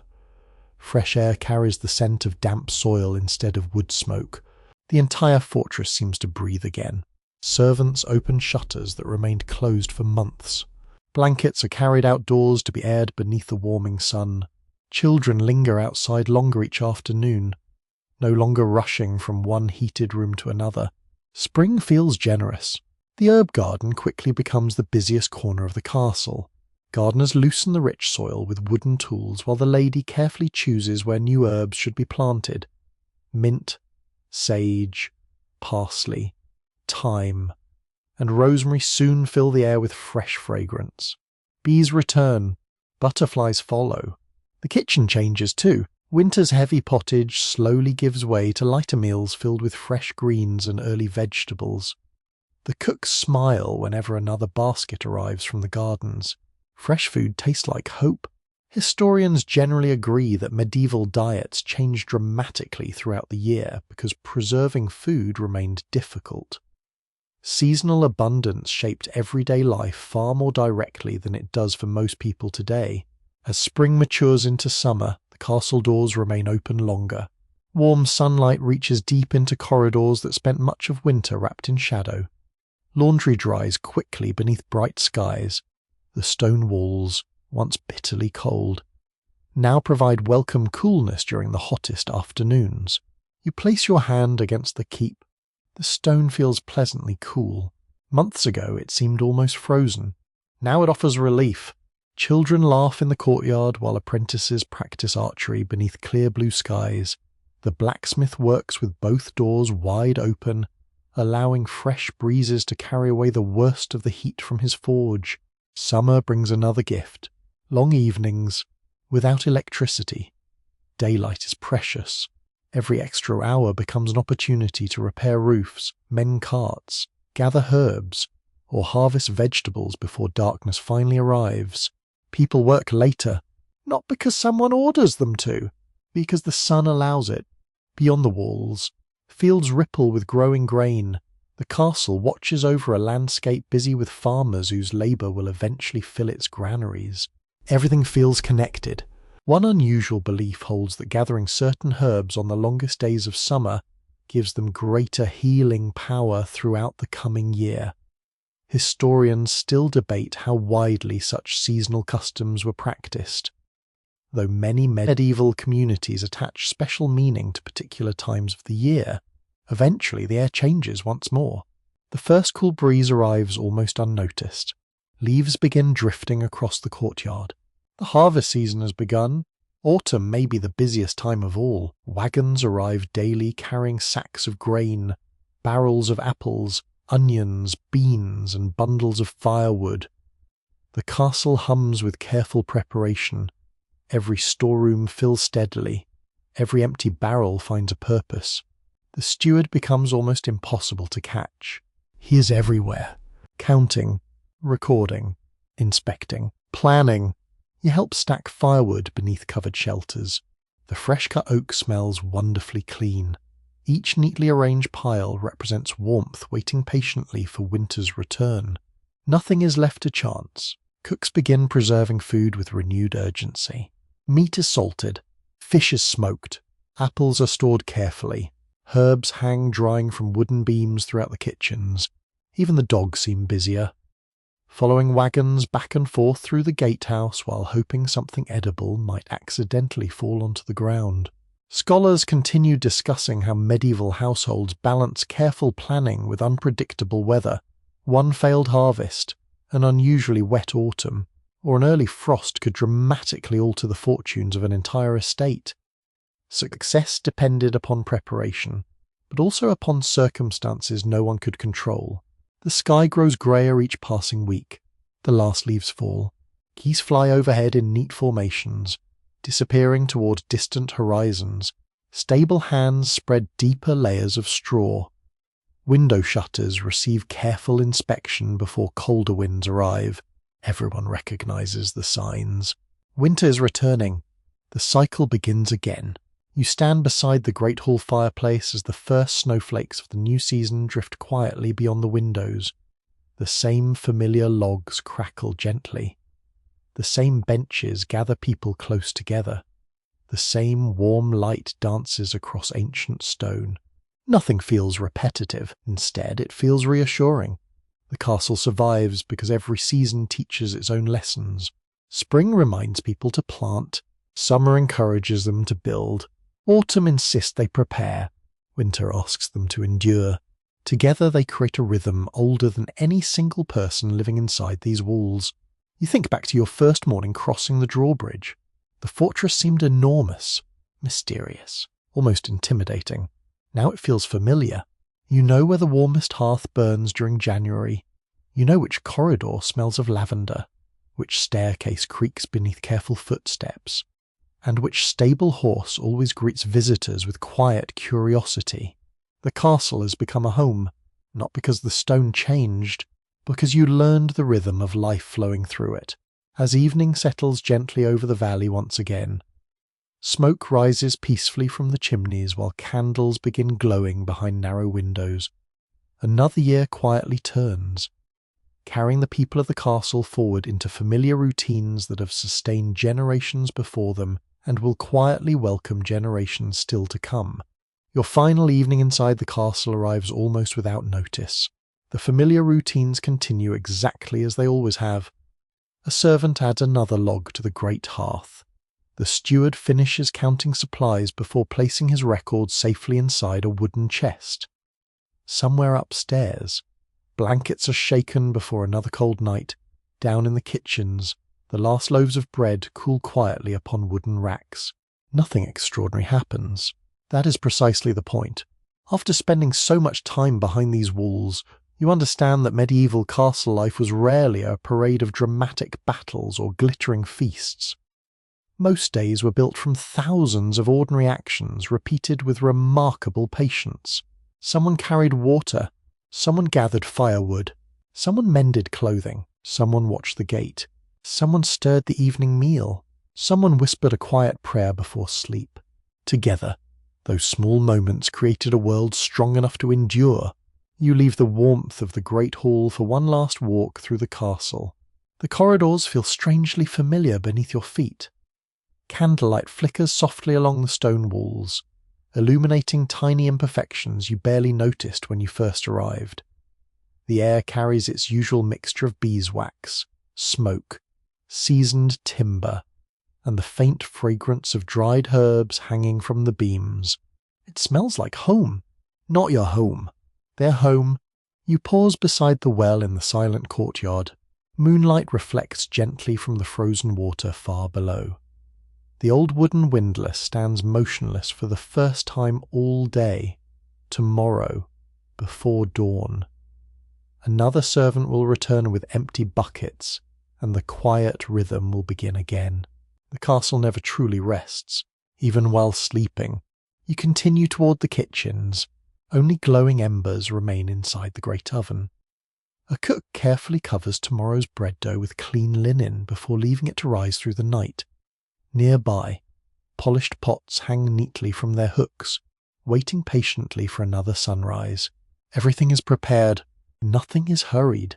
In the stable, the horses shift gently upon fresh straw.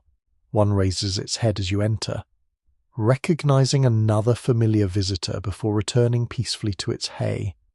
The dogs have already claimed warm places beside the walls. The cats continue their silent patrols, though with noticeably less enthusiasm after enjoying a generous supper. The animals settle first. The people soon follow. Historians generally agree that castles survive for generations not because they were perfect buildings, but because the people living inside constantly adapted them to changing needs.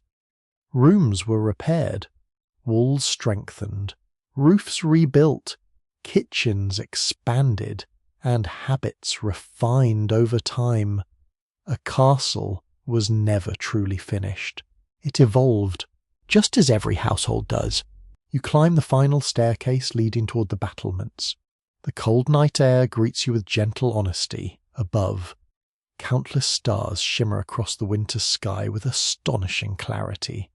Without electric lights, the heavens appear almost impossibly bright. The village below sleeps peacefully. A few faint fires still glow through cottage windows before gradually fading into darkness. Beyond them stretch fields resting beneath frost, waiting patiently for another spring. The same landscape greeted the people who built these walls. The same stars watched generations grow old here. You rest your hands upon the ancient stone. It feels cold, solid, enduring. The castle has taught you many unexpected lessons. Comfort does not always come from luxury. Sometimes it comes from preparation, warm blankets, reliable friends, fresh bread, a well that never runs dry, a carefully tended fire, a roof that keeps out the rain. Those simple gifts mattered more than elaborate decoration ever could. One curious tradition survives in local stories long after many medieval castles lost their original purpose. Some people believe that every well-loved castle quietly remembered the footsteps of those who cared for it. Historians naturally question such romantic ideas, yet anyone who has wandered through centuries-old halls can understand why those stories endured. Places shaped by generations of ordinary lives often seem to carry gentle echoes of the past. You descend from the walls one final time. The great hall grows quieter with every passing minute. Candles are extinguished one by one. The fire settles into glowing embers. Conversations fade into whispers before disappearing completely. Only the occasional crackle of burning oak interrupts the silence. The castle has reached the peaceful hour you have come to know so well. No rushing, no shouting, only stillness. You think back to your very first morning crossing the drawbridge, wondering how anyone could possibly live inside such a cold fortress without heating, electricity, or running water. Now you know. They survived through preparation instead of convenience, through cooperation instead of machines, through routine instead of speed. Every bucket of water carried by hand, every carefully stacked log, every loaf of bread, every stitched blanket, every repaired roof tile, and every shared meal quietly strengthened the community living within these walls. Life here was demanding, sometimes uncomfortable, occasionally uncertain, yet it was also filled with laughter, music, companionship, craftsmanship, quiet faith, loyal animals, changing seasons, and countless ordinary moments that rarely appear in history books. Perhaps that is the greatest surprise of all. The medieval castle was never simply a fortress. It was a living home, a place where children learned to walk across uneven stone floors, where cooks perfected familiar recipes, where servants greeted one another before dawn, where the lord and lady worried over harvests instead of legends, and where every person contributed something meaningful to another peaceful day. As you prepare to leave, you realize the castle no longer feels distant or mysterious. It feels understandable. Its towering walls are no longer symbols of isolation. They are reminders of resilience. The heavy doors no longer seem forbidding. They welcome those who belong. The endless stone corridors no longer feel cold. They are simply waiting for tomorrow's footsteps. The fire burns a little lower. Outside, snow continues falling with patient grace across the sleeping countryside. Inside, another medieval night quietly settles over the castle, just as thousands did before and thousands more would after. You close your eyes for a final moment and allow the gentle sounds of crackling wood, distant horses, and whispering winter wind to drift together into peaceful silence. Slowly the castle fades into darkness. May its quiet rhythms stay with you a little while longer. Imagine the last embers glowing softly beneath their blanket of ash, the old stone walls holding centuries of gentle memories, and the winter stars shining above the silent towers. The people inside are asleep, the animals are resting, and tomorrow's work can wait until the first bell greets the dawn. For now, there is only warmth, calm, and stillness.